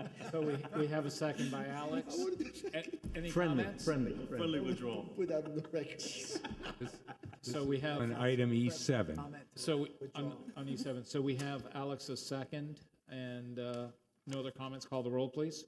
Robert Behar, Yes. Alice Bravo, Yes. Alex Pucello, Yes. Nestor Menendez, Yes. Felix Pardo, Yes. A.B. Eisenstadt. Yes. Moving on to E8. Item E8, an ordinance of the City Commission of Coral Gables, Florida, providing for text amendments to the City of Coral Gables Official Zoning Code, Article 5, Architecture, Section 5-510, Truss Rafters, to provide requirements for metal trusses, provide for repealer provisions, severability clause, codification, enforceability, and effective date. Item E8, public hearing. Right, thank you. Craig Southern, Planning and Zoning Department again. So item E8 is a relatively simple text amendment. It's basically, within the past, we've had a predominant requirement of trusses, and I think a lot of these trusses needed a little more structural and engineering requirement. So that's really what we're trying to do, is differentiate between wood trusses and then the requirement, predominantly in commercial properties, for a more heavy gauge steel metal truss. And that's all we're really putting in here, is differentiating between the wood truss component and metal trusses. And these metal trusses, being a heavy gauge, would have to consist of hot rolled steel. Now, I wish I could adequately talk about this, but we had our director, we had structural engineers within the city take a look at these, and this is the most simplistic text amendment that we've come up with, just to differentiate between wood trusses and metal trusses if one chooses to install them. You still have both options. Right. Right. Right, but if you use wood, it still has to be 2x6. If you use wood.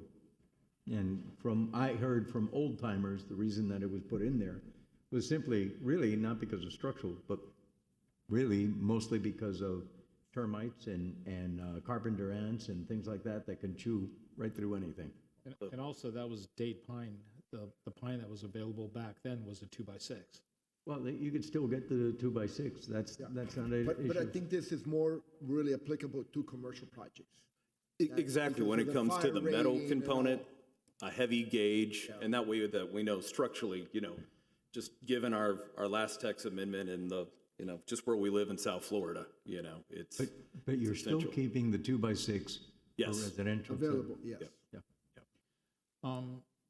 Do we have anybody in the chambers? No? Zoom or phone? No? I'll go ahead and close it for public comment. Mr. Chairman, I'd like to make a motion to approve the staff recommendation. Almost second. Mr. Friendly, Pardo, friendly. you're on a roll. We have a first, we have a second. Any comments? No? Call the roll, please. Alice Bravo, Yes. Alex Pucello, Yes. Nestor Menendez, Yes. Felix Pardo, Yes. Robert Behar, Yes. A.B. Eisenstadt. Yes. Mr. Behar, you're going to recuse yourself? I am. At this time, I will recuse myself. Thank you. Let the record show that Mr. Behar is recusing himself. And, sir, you filed the proper And for the paperwork? record, I submitted the conflict form today Okay. to the city. Thank you, sir. You're welcome. Thank you.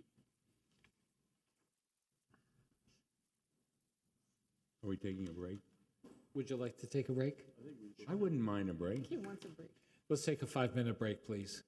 Thank you. On behalf of the court reporter. Of course.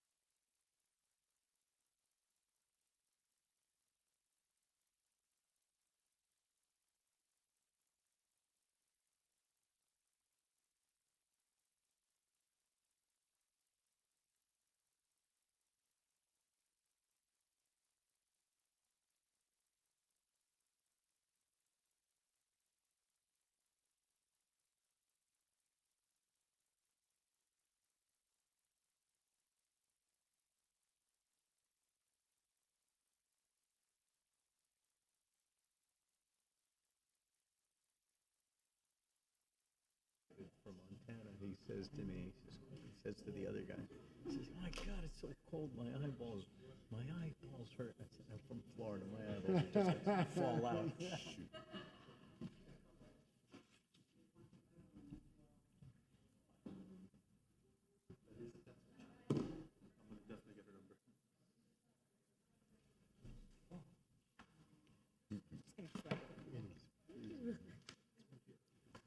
I did. I switched them. Okay, if everybody is ready, let's go ahead and get started, Recording in please. progress. All day, so it's just. What I'd like to ask is, everybody that's in chambers, want to make sure that we're sworn in. Has anybody that's going to be speaking tonight not been sworn in?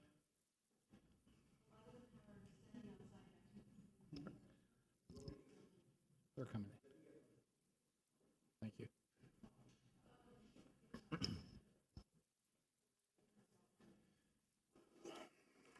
Thank you. Has everybody been sworn in that's going to be speaking tonight? No? Can everybody please stand up again, just so we make sure everybody's sworn in?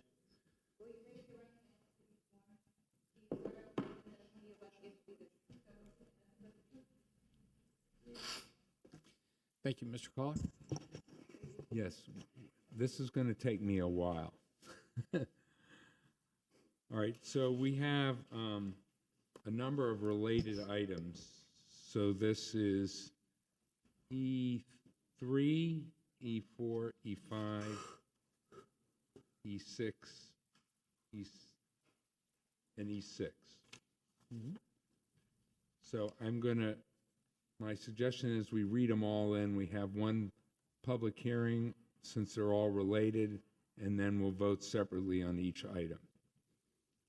So item E3, an ordinance of the City Commission of Coral Gables, Florida, amending the future land use map of the City of Coral Gables Comprehensive Plan pursuant to Zoning Code Article 14, Process, Section 14-213, Comprehensive Plan Text and Map Amendments, and Small Scale Amendments, Procedures, Section 163.3187, Florida Statutes, from commercial low-rise intensity and single-family low density to multifamily low density for the western 36 feet of lots 1 and 13 through 17, and from single-family low density to commercial low-rise intensity for the remaining eastern portion of lots 1 and 15 through 17, and all of lots 2 through 4, Block 18, Coral Gables Flagler Street, Section 760 Ponce de Leon Boulevard, and 120 Avila Court, Coral Gables, Florida, providing for repeal of provision, severability clause, and an effective date. Item E4, an ordinance of the City Commission, Coral Gables, Florida, making zoning district boundary changes pursuant to Zoning Code Article 14, Process, Section 14-212, Zoning Code Text and Map Amendments for mixed-use 1 and single-family residential to multifamily 3 for the western 36 feet of lots 1 and 13 through 17, and from single-family residential to mixed-use 1 for the remaining eastern portion of lots 1 and 15 through 17, and all of lots 2 through 4, Block 18, Coral Gables Flagler Street, Section 760 Ponce de Leon Boulevard, and 120 Avila Court, Coral Gables, Florida, providing for repeal of provisions, severability clause, and an effective date. Item E5, a resolution of the City Commission of Coral Gables, Florida, granting approval of planned area development pursuing to Zoning Code Article 14, Process, Section 14-206, General Procedures for Planned Area Development for a mixed-use project referred to as 760 Ponce on properties legally described as Block 18, Coral Gables Flagler Street, Section 760 Ponce de Leon Boulevard, 112 and 120 Avila Court, Coral Gables, Florida, including required conditions providing for repeal or provision, severability clause, and providing for an effective date. E6, a resolution of the City Commission, Coral Gables, Florida, granting approval of the following conditional uses. 1, special location site plan review pursuant to Zoning Code Article 5, Architecture, Section 5-201, Coral Gables Mediterranean style design standards for properties adjacent to or crossed public rights-of-way or waterways from a SFR district or MF1 district to allow Mediterranean architectural bonuses. And 2, conditional use approval pursuant to Article 14, Process Section 14-203, conditional uses for a mixed-use project referred to as 760 Ponce on properties legally described as Block 18, Carl Gables Flagler Street, Section 760 Ponce de Leon Boulevard, 112 and 120 Avila Court, Carl Gables, Florida, including required conditions, providing for repealer provisions, severability clause, and providing for an effective date. Items E3, E4, E5, and E6, public hearing. Thank you. Could you repeat that, Did we please? get that right? That was Really? amazing. You want me to repeat it? No, thank you very much. I need a rest now. but, Thank Give you. this man a break. Good evening, Mr. Chair, board members. My name is George Navarro with offices at 333 Southeast 2nd Avenue. I think we're going to be uploading our presentation for you here shortly. We're here to present the 760 project. I'm here this evening with my colleague Devin Vickers and Guillermo Fuentes from our design team. If we could get the presentation working, I think one of the things that you will see is that this is a project that has been the result of over 2 years of closely working with area residents and planning this project in a way that we believe fits well into the context of the neighborhood. We've had the pleasure particularly of working with those residents that live immediately west and north of this project. So just to orient you to where this property is at, if you go to the next slide. This property is comprised of an entire block at the intersection of Ponce and Boabadia, which I've gotten very good at saying that street name now after many years, just north of Southwest 8th Street. And it's currently improved today with an outdated medical office building. It has a substandard surface parking lot. And it really, today, if you could go to the next slide, what's there today really doesn't match the quality and the charm of this neighborhood. And the medical office building is currently grandfathered in terms of parking, but also doesn't have any dedicated drop-off. So one of the things that has happened over the years, it's been subject of a nuisance action in the past, is that patients and visitors often load and unload directly onto the street, which has created a lot of disruption for the neighborhood. This project will address many of those longstanding issues. It's going to replace these outdated medical office uses, if we could go to the next slide, with a new high-quality, beautifully designed mixed-use project that really incorporates a lot of the feedback, as you'll see, that we received from neighborhoods over the last couple of years.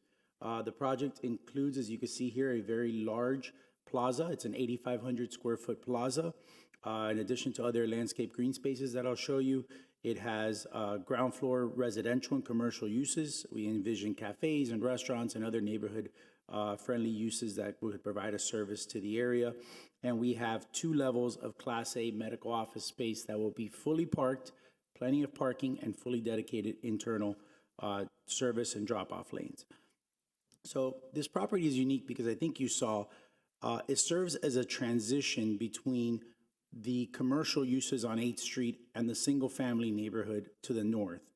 And it's also unique because it has currently today 2 different zoning classifications.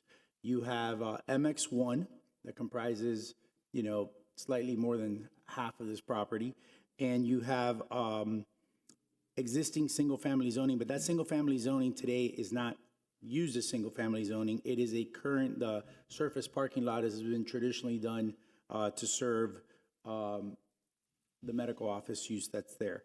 And what we are requesting today, if we go to the next slide, is to basically rearrange the zoning, the residential and commercial zoning on this property, in order to create a true residential buffer along Boabadia and leaving the remainder as MX1.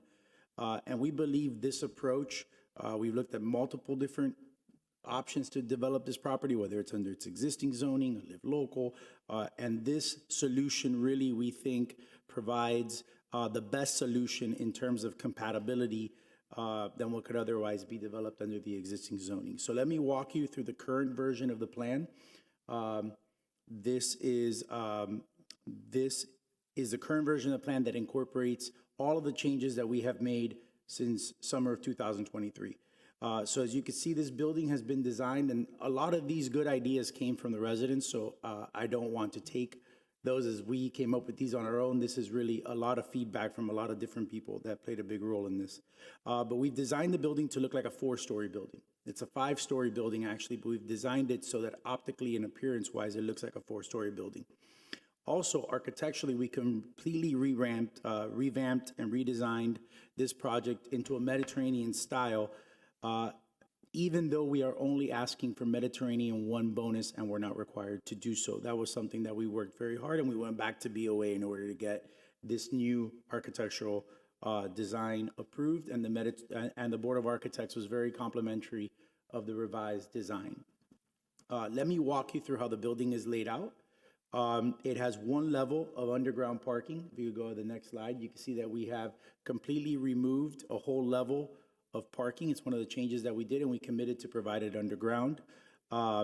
We have on the ground level, and I'll walk you through this in detail, we have active commercial space. You can see the internal loading areas, and then we also have a residential buffer that I'll walk you through in detail, which we worked closely with the residents that are immediately across the street on Boa Badia. That is a street that's to the top of this exhibit that you see here today. Above this floor, we have 2 levels of additional parking. Parking was important. We made sure to provide plenty of it. And then we only have now 2 levels of medical office space. We completely removed an entire level since we originally started. So if you go back, Devin, sorry, my apologies. So these are the new upper levels of the building. I want to highlight some of the things that we've done.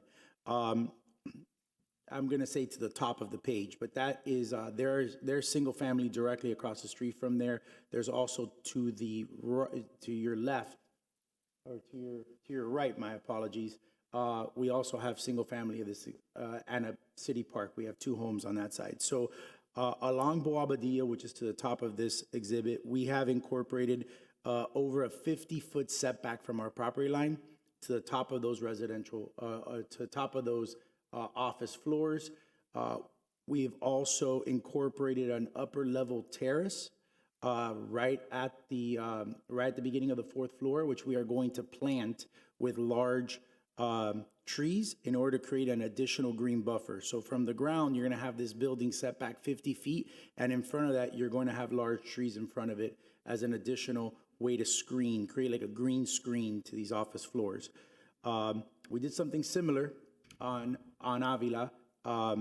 What we did is we incorporated there a 23 to 41 foot step back. You can see the building carve out that we did all the way on the bottom of the page, and also towards the middle.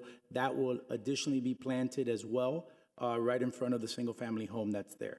And that was one of the requests that we received from the resident that lives right across from this project on that side. So let me walk you through the site plan. These are the upper levels and things we've done. These are the things we've done at the ground level. Along Boa Badia, we've included the large 8,500 square foot public plaza. It's going to be a public open space, a community benefit that the community can enjoy. And then we have lined Boa Badia with 4 residential townhome style units. These have been redesigned to have large front yards. They have individual driveways, and they have private garages, and the idea was to mimic the residential character of that street, which right now that's where you have the surface parking lot for the medical office. So we've converted that, really created a transition now that doesn't exist today between the commercial uses and the single family uses.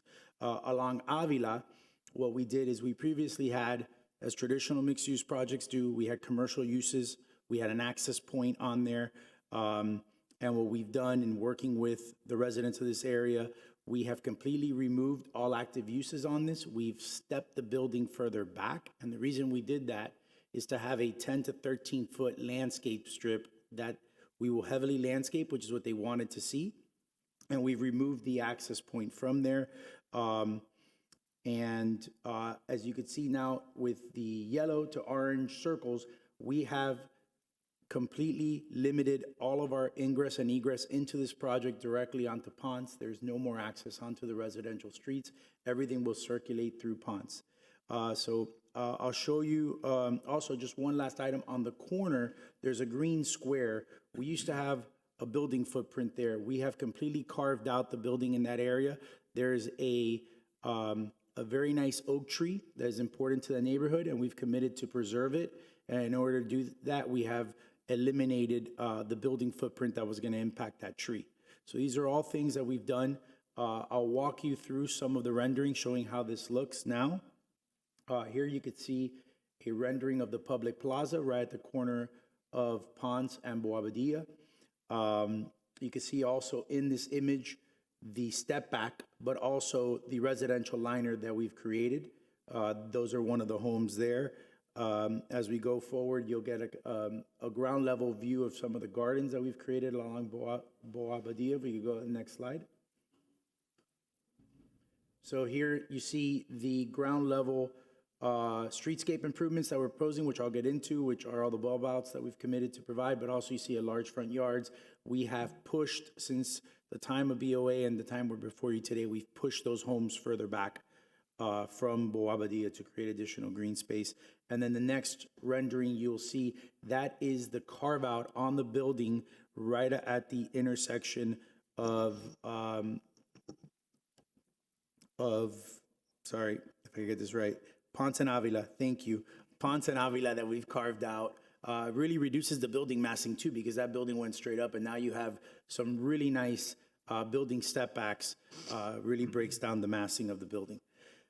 So in terms of circulation, I think one of the most important things, and we spent a long time redesigning this, if you see, Devin, if you could go to the next slide, we have a completely fully internalized, dedicated pickup and drop-off area for all visitors to use. This is right conveniently located at the ground level, and people can come in. We can stack up to 5 cars at a time. People will come in, be able to then enter on Ponce, and most importantly, exit back onto Ponce, or drop off their relative, their neighbor, their friend, and then easily go back into the ramp and enter the parking garage, either up into the upper levels or go into the basement.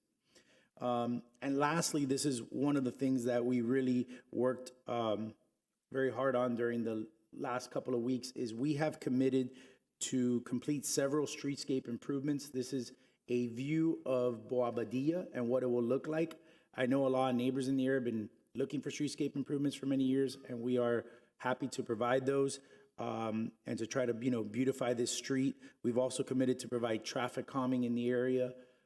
So we continue to look forward to work with the residents and your staff in order to implement these. This is a view of what Boabadilla will look like upon completion of the project. So I want to show you how we got here, because I think it's important. And I know we put a lot of work, not just our team, but the neighbors as well. This project has significantly evolved since we first started working on this 2 years ago. The original plan that we submitted to DRC in 2023, just to give you a highlight, was a 7-story building, had no residential liner. The accesses were coming off of Ponce and Avila. And if you go to the site plan, you can see we had a very small plaza. And this is just kind of the original DRC plan. Since then, I think you've seen we've doubled the size of that plaza, eliminated the access.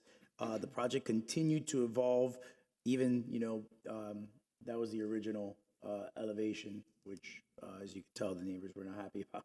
But we went ahead and added 5 residential units, and continuing to work with the neighbors, we reduced those units down to 4, created the additional front yards, and the building, as you could see here in these images, we started carving portions of the building out of the upper levels in order to create some better transitions. These have grown since the time that this was submitted. This was the final BOA approval that was completed in August 2024. And since then, the most important item that remained out there was the entrance off of Avila, which we reduced to an exit only, but we've been able to figure out a way to make this project work, getting all of the traffic getting out to Ponce.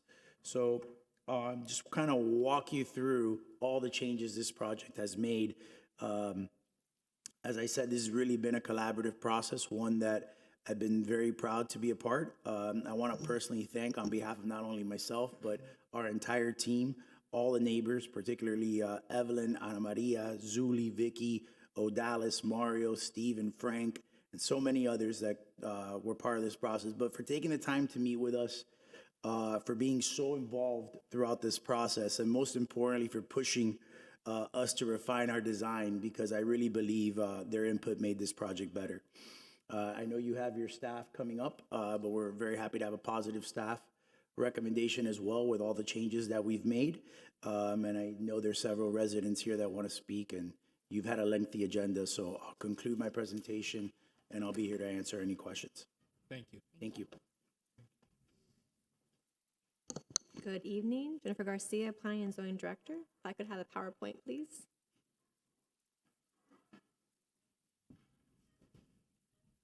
Thank you.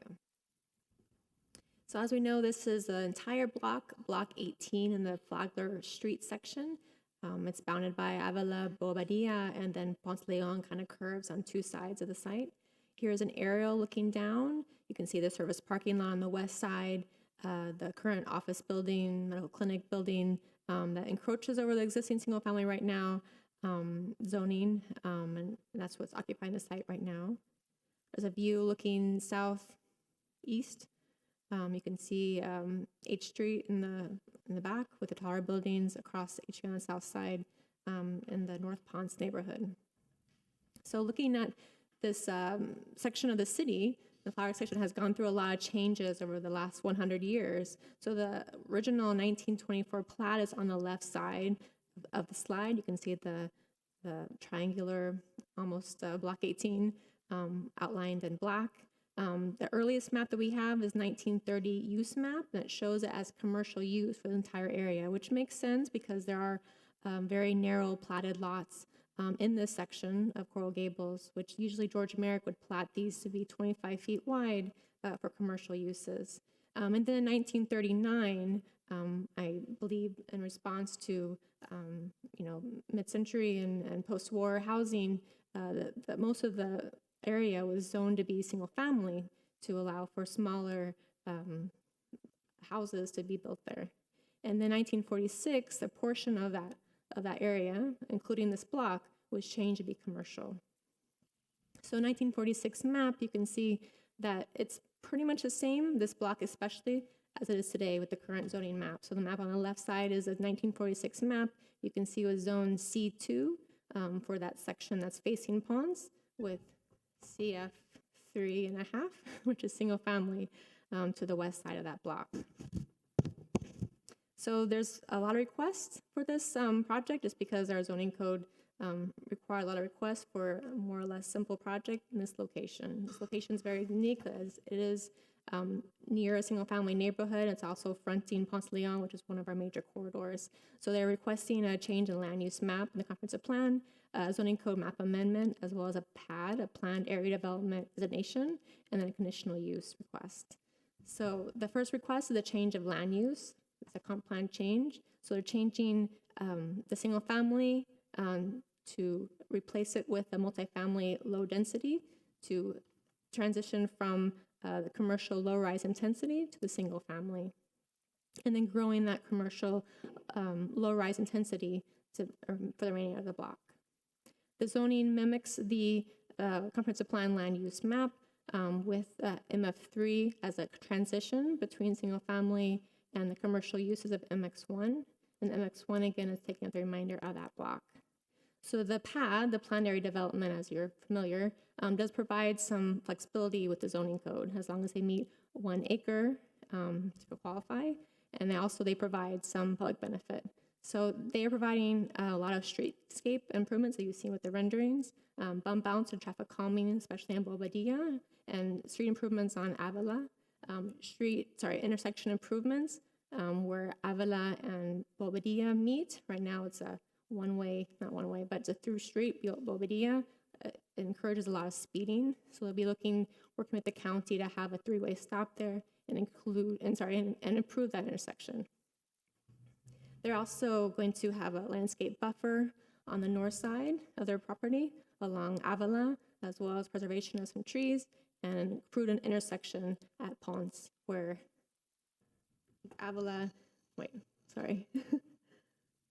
Oviedo and the other street meet. So the conditional use site plan review. So the site plan you saw was that large public plaza that's on the south side, townhouses that are introducing a transition between the commercial uses and the single family across the street on Bobadilla. Commercial spaces will be only on Ponce de Leon, facing that more commercial corridor, and then only the drop-offs, the entrances and exits off of the building will be on Ponce de Leon. All of their pickup and drop-off of patrons is all internal, which is a benefit I hear from the neighbors, just because they have to deal with a lot of the current issues with patrons and pickup and drop-offs of the current use there is today. So this is a very information-heavy slide. So that the existing area of the whole entire block is a little more than 2 acres. The FAR they could have for MX1, as you know, is 3.5. They're a little bit more for little less, for MX1 at just less than 1.5, at 1.49. The building height, if they were to go for Mediterranean bonus 2, would be 77 feet. However, they're requesting only Mediterranean bonus 1, and below that at 61 feet and 8 inches. Again, the stories, they could have 6 stories through Mediterranean bonus level 2, but they're only requesting to have 5 stories with that Mediterranean bonus level 1.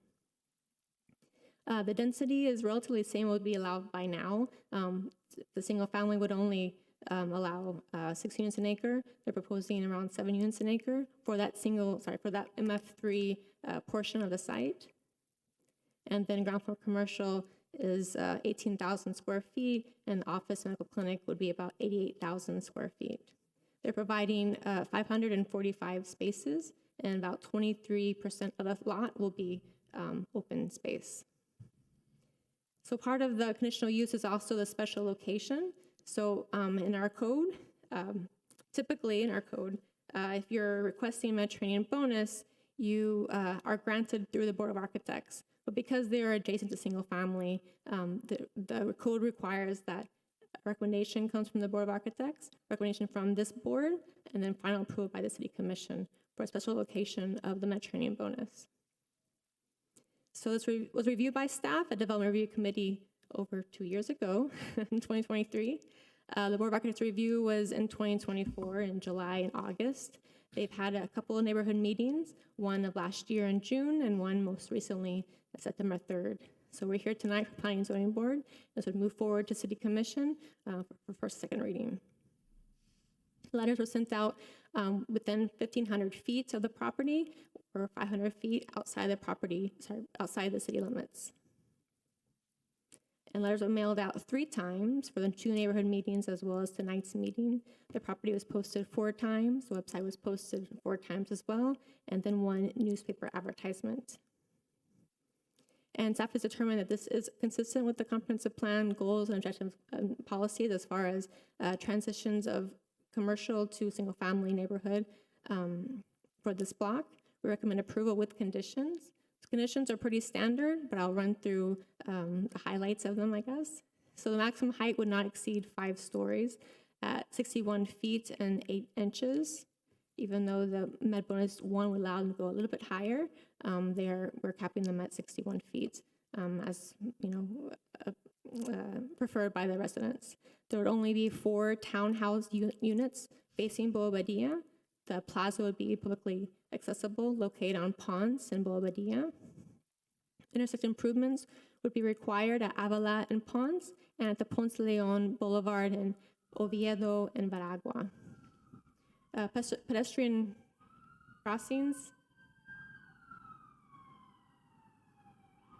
across Ponce de Leon, speed table or speed cushion on Bobadilla, and then streetscape beautification on those adjacent streets on Avila and on Bobadilla. Thank you. Thank you. Jennifer, just a question I had for you. Yes. Can you go back to your conditional, your approval with conditions? Yes, if I could have the last slide. or second to last slide. Oops. Thank you. When you look at the intersection improvements, Mm-hmm. Ponce de Leon Boulevard, Oviedo, and Veragua, what are you talking about? Because I didn't see that on the applicant's. Yeah, so that will be studied further with staff and the traffic engineer to see what's the best way to address that. There are some ideas. We just need to test them and make sure they'll work. But are you talking Of course, about? in working with the county. Are you talking about bulb outs, or what are you talking about doing it? At Bobadilla and Avila, yes. So it'd be a three-way stop. Right now, it's a there's no stop on Bobadilla, so it's a very wide street. So it encourages a lot of speeding. Okay. So at Avila and Bobadilla, the improvement would be a three-way stop to stop traffic from going straight forward, as well as bump outs at the corner to make it more crossable. Does it make sense to do bump outs at that point? At the T intersection? Yes. Usually, if you want to have, to give not visibility, but to kind of signal to drivers that there is an intersection, that they should slow down and see the stop sign. Usually, if you have those trees and the visibility is a little bit narrow, it signals to drivers to watch for signs and watch for a pedestrian crossing the crosswalk there. Of course, if there's driveway interruptions and we can't make it work, then that wouldn't be required. We're not going to get rid of someone's driveway. Okay. Only because I see that's a conditional, a condition of approval that you've put in there. What if it doesn't work out? If it doesn't work out, working with our transportation team here at the staff level, then we would probably have to not be able to do that just because the county won't let us, right? It's all kind of related to the county. They control the rights of way and all of our streets and street markings and those movements. Thank you. Master? I just have one question on the, sorry. Actually, if I may, before we do that, let's get some speakers up, Okay, yeah. and then we'll start. Jill, how many speakers do we have in chambers? 4. Go ahead and call them, please.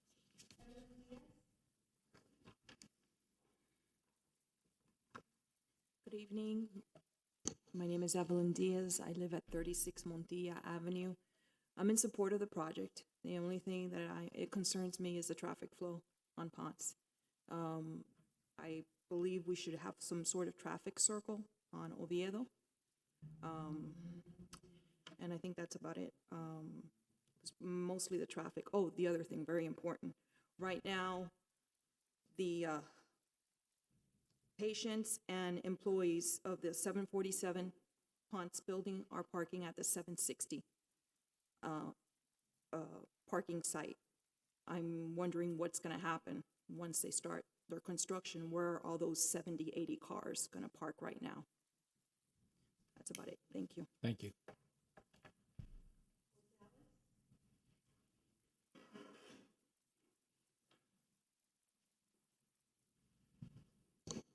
My name is Odalis Balby, and I reside at 610 Bobadilla and right directly in front of the building. Both my husband and I are very pleased with the project, and we thank Mr. Bear for working with us to accommodate our wants and our needs. And we really cannot wait till this project is completed and we see the beautiful results that that are being presented to us. Thank you. Thank you. Thank you.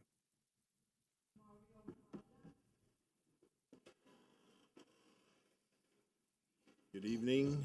My name is Mario Paula. I live at 610 Bobadilla. We've been having input on this project now for 2-3 years now, and we have finally been able to agree on a project that is pleasant for everyone involved.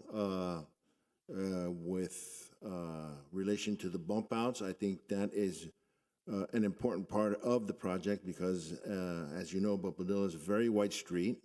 I don't see any traffic calming with a three-way stop. It's a very wide street, very long. It's a quarter-mile strip. A lot of people run down there. A lot of people race down there. There was a couple of Ferraris running down there the other day. So I think the bump outs is a highlight. Thank you. Thank you, sir.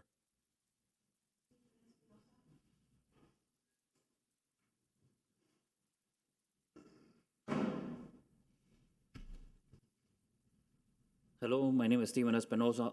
I'm also a neighbor. I'm across the street at 604 Bobadilla Street owner. And I want to confirm that they've really met out with all these neighbors and really talked to us and get our input, worked with us, and we're totally support with all the changes they've made. And we're very happy for this building to go up. And I just want to real quickly say I do support the project. Thank you, sir. How about Zoom? The phone platform? I'll go ahead and close it for public comment. Nestor? With the exception of the rebuttal. I'm sorry? With the exception of rebuttal. Oh, sorry about that. George, did you have a rebuttal that? I think hold on, I think we have a speaker. Oh, I'm sorry. He has to be sworn in. Were you sworn in, madam? Yeah, I live in 820 Salcedo Street. Were you sworn in? Yeah, Were you sworn in? yeah. If you could just, thank you.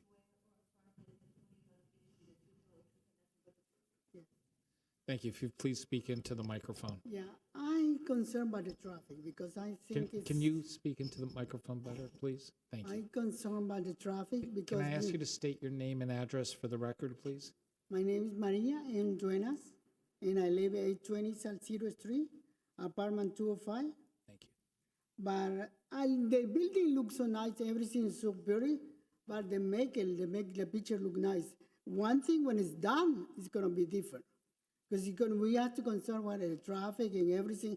8th Street is not easy to walk over there. And a lot of people, sometimes, and because I live close to there, they take the lights. You have to be careful with everything, You have to think all these appliances that go on in the building. The building look nice and everything. But you have to concern about the people who are gonna live over there. It's a medical building over there, and everything, what's gonna happen with everybody over there? They're gonna disappear? No, we have to think about all the requirements. Because everything in life, you got a second thought, The one thing is right and one thing is not right. You have to think all these twists that happen when you're making a big building, making a lot, like making over here in Coral Gables when it used to be in the parking space, the Mercedes. You see a building making over there? You have to think of the people, the traffic, the trash, the garbage, the everything. No, we're gonna look like tiny. No, we are not approve any building anymore because everything is concerned that you have to think that we're getting, the city don't get big, they get small. So many buildings, so many people, the more they make it, the more they come in. It does not make any sense.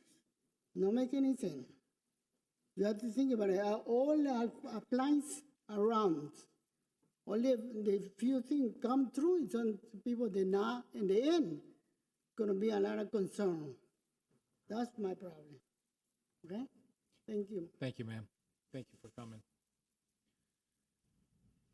Sir, do you have a rebuttal you'd like to make? No, I just, with regards to traffic, I know, and I appreciate her coming out. I know traffic has been a major concern. You had heard from many of the immediate residents that live directly across from this project. We have worked and committed to mitigate traffic regardless of what would be required. We went over and above and already committed to make several improvements. I know she lives on the other side of 8th Street. We don't anticipate cut-through traffic or anything going on through that street. So we're here to answer any questions that the board has, and we hope that we can get your approval. I think you've seen from what you heard tonight how much we've worked on this project. Thank you. And you're good with the conditions, all the conditions? We're good with the conditions. I know we're continuing to work on several traffic calming measures, and that will probably continue to evolve by the time we get between now and first reading at the City Commission, but we're in support of all the conditions. Okay. Thank you. Nestor? Yes, sir. Yes.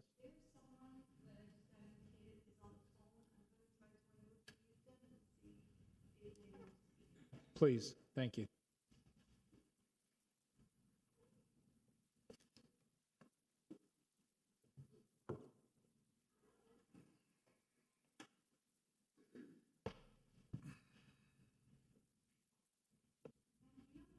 Good evening. Good evening. hear If you me? please, yes, if you could state your name and address, please. By all means. My name is Ana Maria Lopez. I reside in 112 Bobadilla Street. I'm also speaking for two other owners that are out of the country. One is Vicky Busseau from 117 Bobadilla Street, and the other one is Frank Lopez from 104 Bobadilla Street. I'd like to thank Mr. Navarro and Ms. Garcia for their presentation. Mr. Navarro, I applaud you that you have been able to identify the building as in need of repair and not the neighborhood. Thank you so much. And Ms. Garcia, you've been very thorough in getting all of this up and running for everybody. The amazing part of all of this is that your first application that came through with Mr. Jimenez had to do with rezoning. And it happens that the commercial property that now we are mentioning was also rezoned because it used to be an Adventist church and headquarters many years ago. And it was rezoned, and when it was bought, the reason why it was a parking lot was because we requested at that time in 2018 not to have the parking, not to have a single-family residential zoning changed. So we were promised that it would not change if we allowed the parking. I am pleased, and so are many of our residents, as they have expressed, with the change that has taken place since we started all of this. But still, I have some questions that I really don't understand. We asked that there would be a setback. Well, we didn't want the single-family residential lots to change. We wanted them to build homes, just like the ones right across the street from them. And they say that couldn't happen. So we said, okay, the townhouses, well, okay, we'll accept them. But we asked for them to have setbacks of like to mimic the ones right across the street of 25 feet. We had a meeting with Mr. Iglesias, the city manager, and we were able to come up with 23 feet because they were going to eliminate some of the 533 parking spaces that are there available. They were going to limit to give those townhomes a little more space. Well, we weren't able to get the 23 feet. We were able to get from 5 to 15. Thank you, Mr. Navarro, and thank you, the team, for that as well. But still, it's not mimicking what the neighborhood is all around. It's about. We are a single-family residential neighborhood. 99% of everything around us is that. The size and the density of the building, we also requested that we know that if they're single family, adjacent to single family, they should not be more than 45 feet high. Well, they went up to 77 and now they're down to 61. That's an improvement. But again, it's not really meeting the code that is required.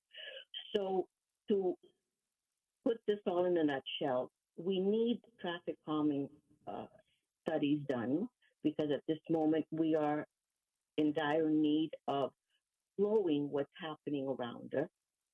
And we also need to have capital improvements around us as they were promised to us. I'm sure that it will come through, but nothing has been put to the table as we speak. I am happy to support the improvements that have been done for the past 2 years, but I think that a little more can be done to satisfy the requirements of a residential neighborhood. We have 2 medical buildings already, 747 and 717, right across the street from the 760. And right behind that, we have the UM Jackson Urgent Care. we really are not in need, our neighborhood, of a luxury medical building. What we have now is not right for what our neighborhood is. Again, we're not dilapidated, the building is. And that we need improvement to get something nicer, as it was mentioned by the residents that are across the street that are tired to see this. I agree. But again, I feel that we should try to mimic more of what the rules are according to the city and according to where you are setting yourself up in a residential single family homes. Thank you very much for your time, and I wish you the best. Thank you. Would you like to go ahead and? I don't have the exact number, and I wish I did, but we did, prior to coming to Planning and Zoning Board, we have further moved the residential townhomes. And one of the things that we've been working with, and trust me, it's been a long discussion, was we had 5 homes that were grouped together along Boabadia, and the residents right across the street wanted to try to mimic more of a residential home feel. It's hard to do that when you're right next to MX1, when you're single family next to MX1. I know we were discussing that earlier. When you're directly adjacent, there's no alley, there's no street. So we have created a home that looks and feels like a single family home, but it's attached, it's a townhome. And one of the things we did was we incorporated these private garages. So the setback actually from our property line varies between 15 to 25, but I'm not sure of that number. If you see the exhibit, the front of the townhome's at 15, but we have carved out portions of that townhome to create a private driveway. So there's actually a variation in the step back, and we worked as hard as we could to get as much setback from Boabadia as we could for those homes. Thank you. Thank you. At this time, I'll go ahead and close it for public comment. Nestor, will you start us off? Sure. I just have one question for staff on the traffic calming. I saw that one of the conditions was speed tables. Was that something that was requested by the residents, or was that something that staff felt was necessary to add to on Boabadia? I believe it's both. I think it's approved speed cushion and speed table on Boabadia, on that 700 block of Boabadia. I'm assuming that got out to the residents and they were requesting it, but I have Melissa here to confirm all this for me. Thank you. Melissa Desai is Public Works Assistant Director for Transportation. So all of the speed If you could tables- speak into the microphone. Sorry. Thank you. So the speed tables that were mentioned are already approved. They were requested by the residents because the traffic calming elements that we have in the city so far, they're all resident driven. We receive a request, we test to see if they would qualify, and if they do, we move forward with installing traffic calming.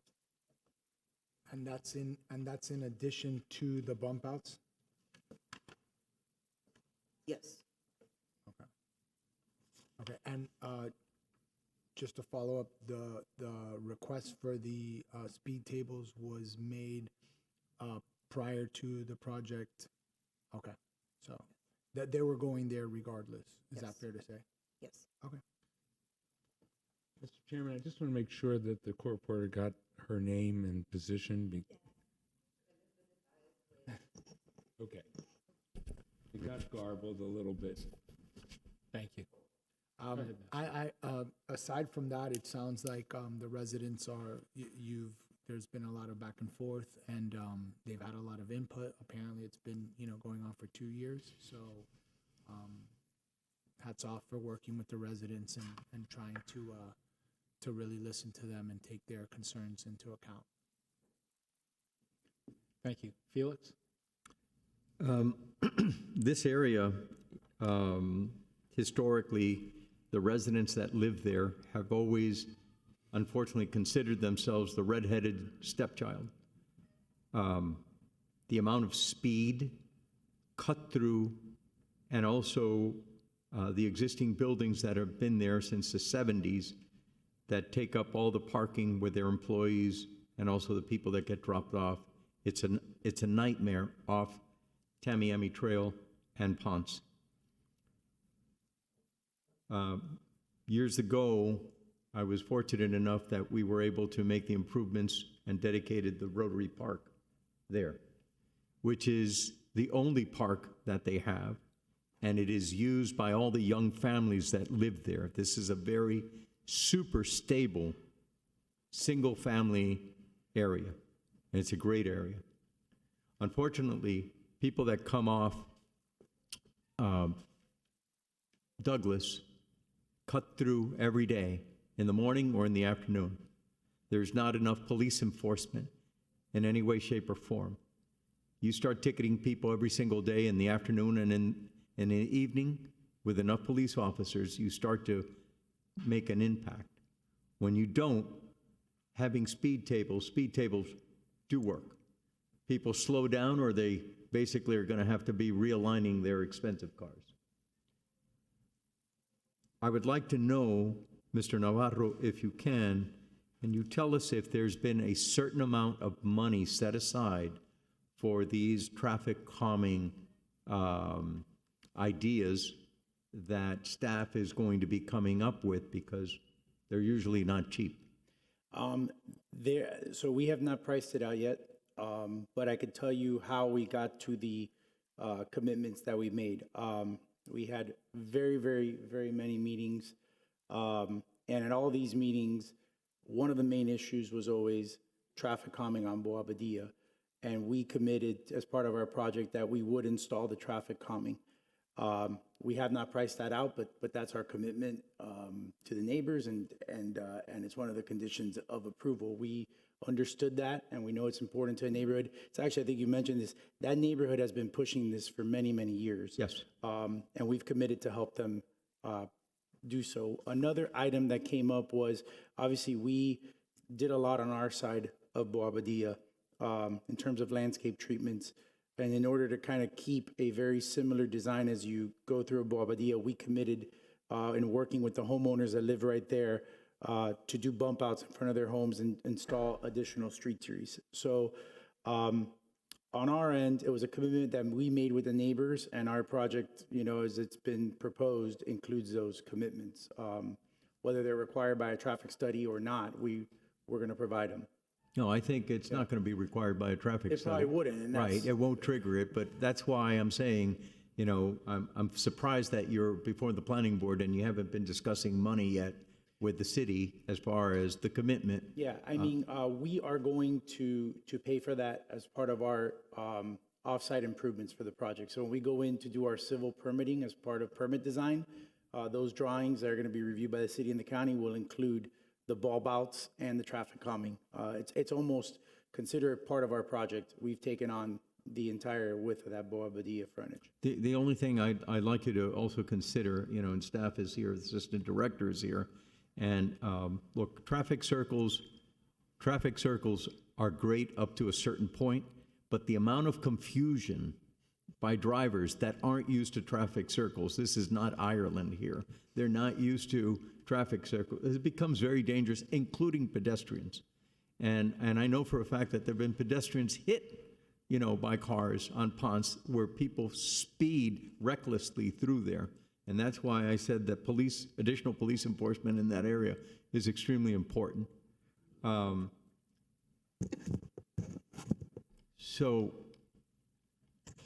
that is the main concern right now. You did not create that. It exists there. It's been there for years. I met with neighbors a long time ago with assistant city managers to actually discuss specifically these type of issues that exist there.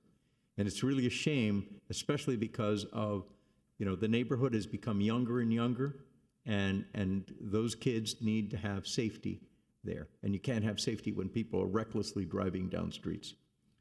Now, the other thing is that I know for a fact that this project has gone through a complete metamorphosis. And the developer should be very proud of that. You've basically taken a page out of what Alan Morris did, which was listen carefully and do a quality job listening carefully to what the neighbors are asking for. The use of the liners, the residential liners on Bobadilla, is the right use there. It wouldn't have been the right use anywhere else. It helps cover the parking component, and at the same time, it mirrors the image on the other side of the single-family homes. That's very well done. The second thing is that the height was reduced substantially.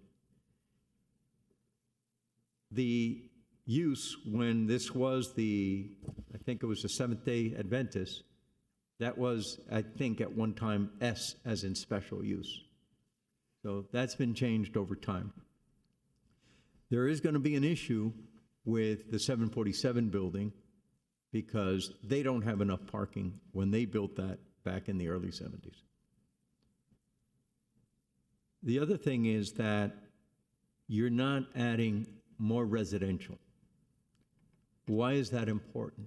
Is because the use of the offices is normally 9 to 5 kind of thing. So during the evening, it slows down, plus the fact that they should not be impacting on the park, for example, Rotary Park, with the residents that are there. In other words, more residents, you need more park space. The only thing that may happen is people going and trying to have a nice lunch at the Rotary Park.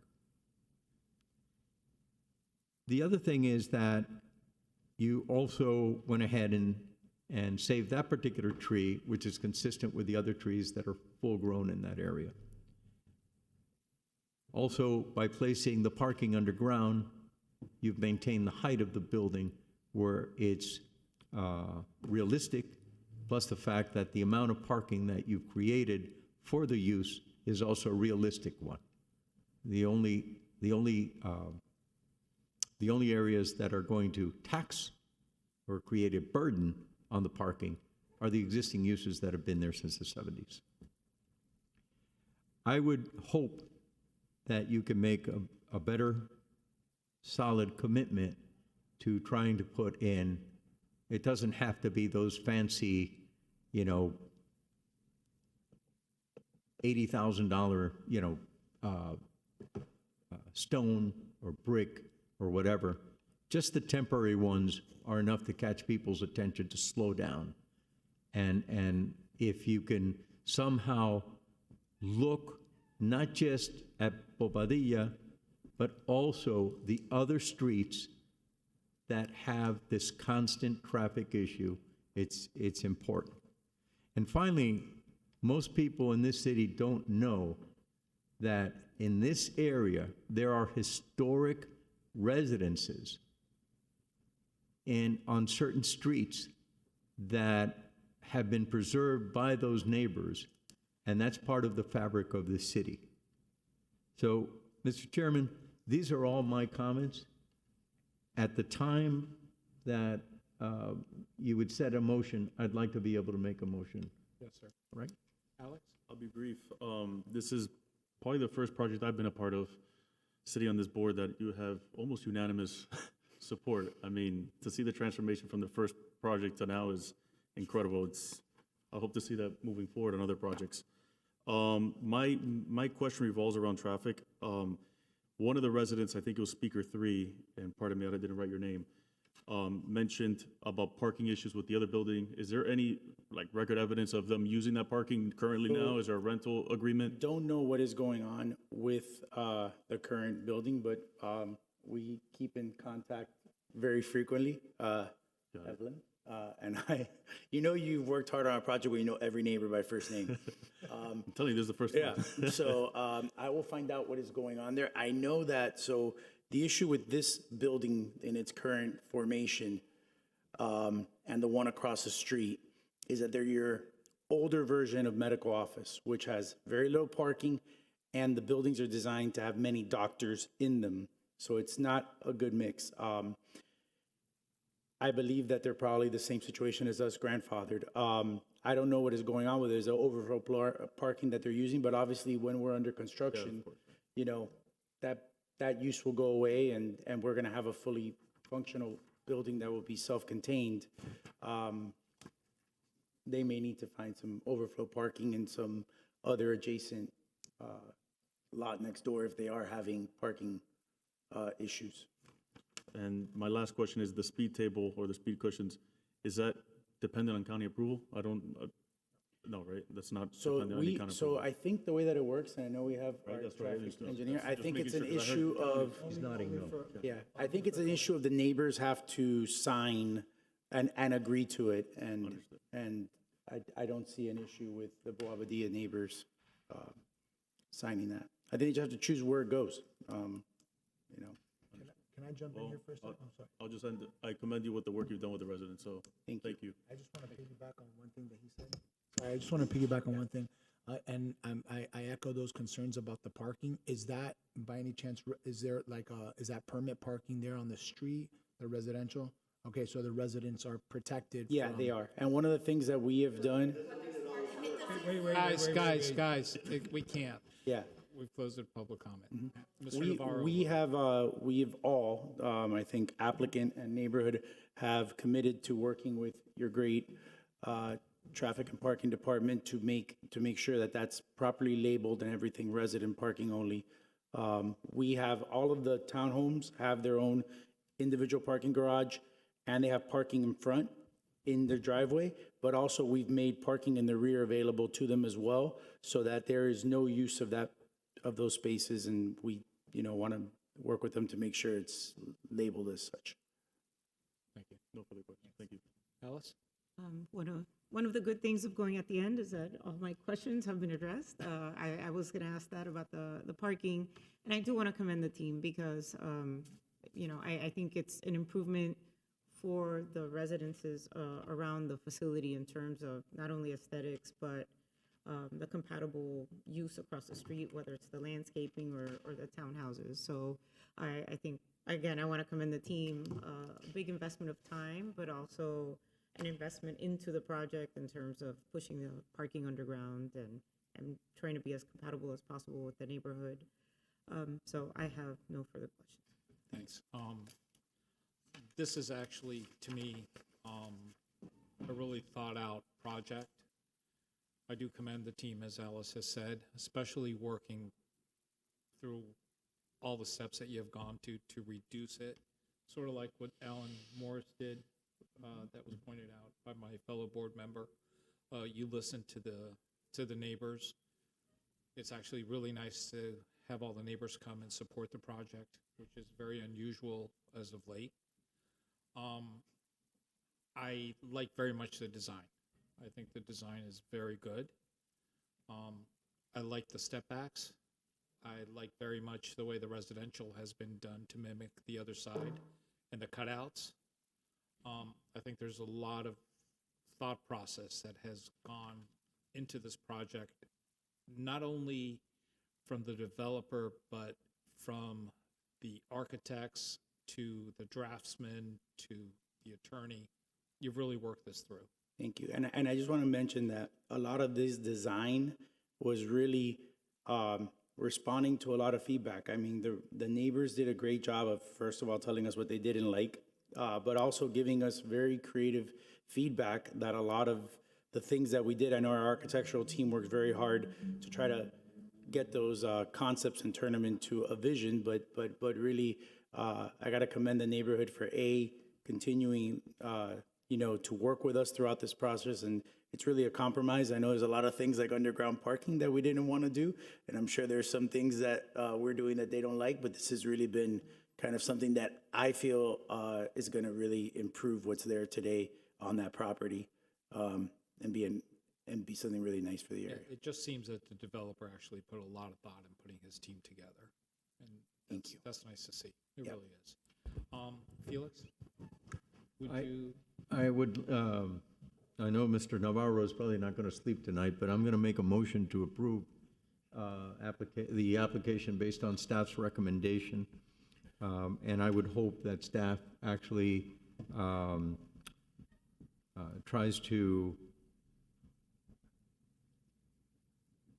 make sure that the traffic mitigation is considered in a monetary way to be able to make sure that it gets funded to provide relief for the neighbors. That's my motion, sir. Sir, Mr. Chairman, yes. we have to do this piece by By piece. piece. So So the first item you're correct, is, sorry. let's see if we can do this in 10 minutes. Item E3 is the comprehensive plan approval. That would be the first item. Okay. So we need a motion on E3 Ditto. So Ditto. in accordance with the department's recommendation. Yes. Felix made that motion. Is there a second? I second. Alice second. So we Any- need to call the roll on that. Any discussion? No? Call the roll, please. Alex Bucello, Yes. Nestor Menendez, Yes. Felix Pardo, Yes. Alice Bravo, Yes. A.B. Eisenstadt. Yes.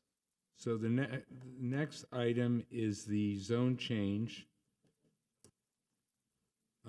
which is item E4. We need a motion and a Felix? second on that, in accordance with department's recommendation. I'll move that based on staff recommendation. Is there a second? Second. Alex second. Any discussion? No? Call the roll, please. Nestor Menendez, Yes. Felix Pardo, Yes. Alice Bravo, Yes. Alex Bucello, Yes. A.B. Eisenstadt. Yes. E5 is the approval of the PAD. We need, in accordance with department's recommendation, we need a motion and a second on that. Felix? So you're on the moved. roll.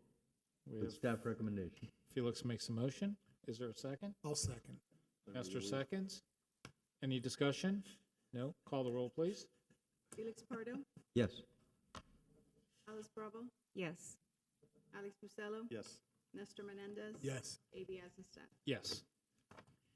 E6 is really, we've combined in this one item all the conditional uses, including the site plan and other items. I think there are 4. Let's see. Conditional use approval 2. Did I get that right? Are there 2 in here? That is correct. That is correct. Right, right. So we need a motion and a second on that. I recommend that we approve the combined motion based on staff recommendation. We have a motion. Is there a second? I'll second. Alice second. Any discussion? No? Call the roll, please. Alice Bravo, Yes. Alex Bucello, Yes. Nestor Menendez, Yes. Felix Pardo, Yes. A.B. Eisenstadt. Yes. Thank you all so much. Thank Appreciate you. it. Thank you very much. There are no other items or discussion items. Is that correct, Jill? That's correct. Is there a motion to adjourn? I'll move. Second. We have a move by Nestor, second by Alex. Everybody in favor say aye. Aye. Aye. Aye. Thank you very much for coming and putting your time.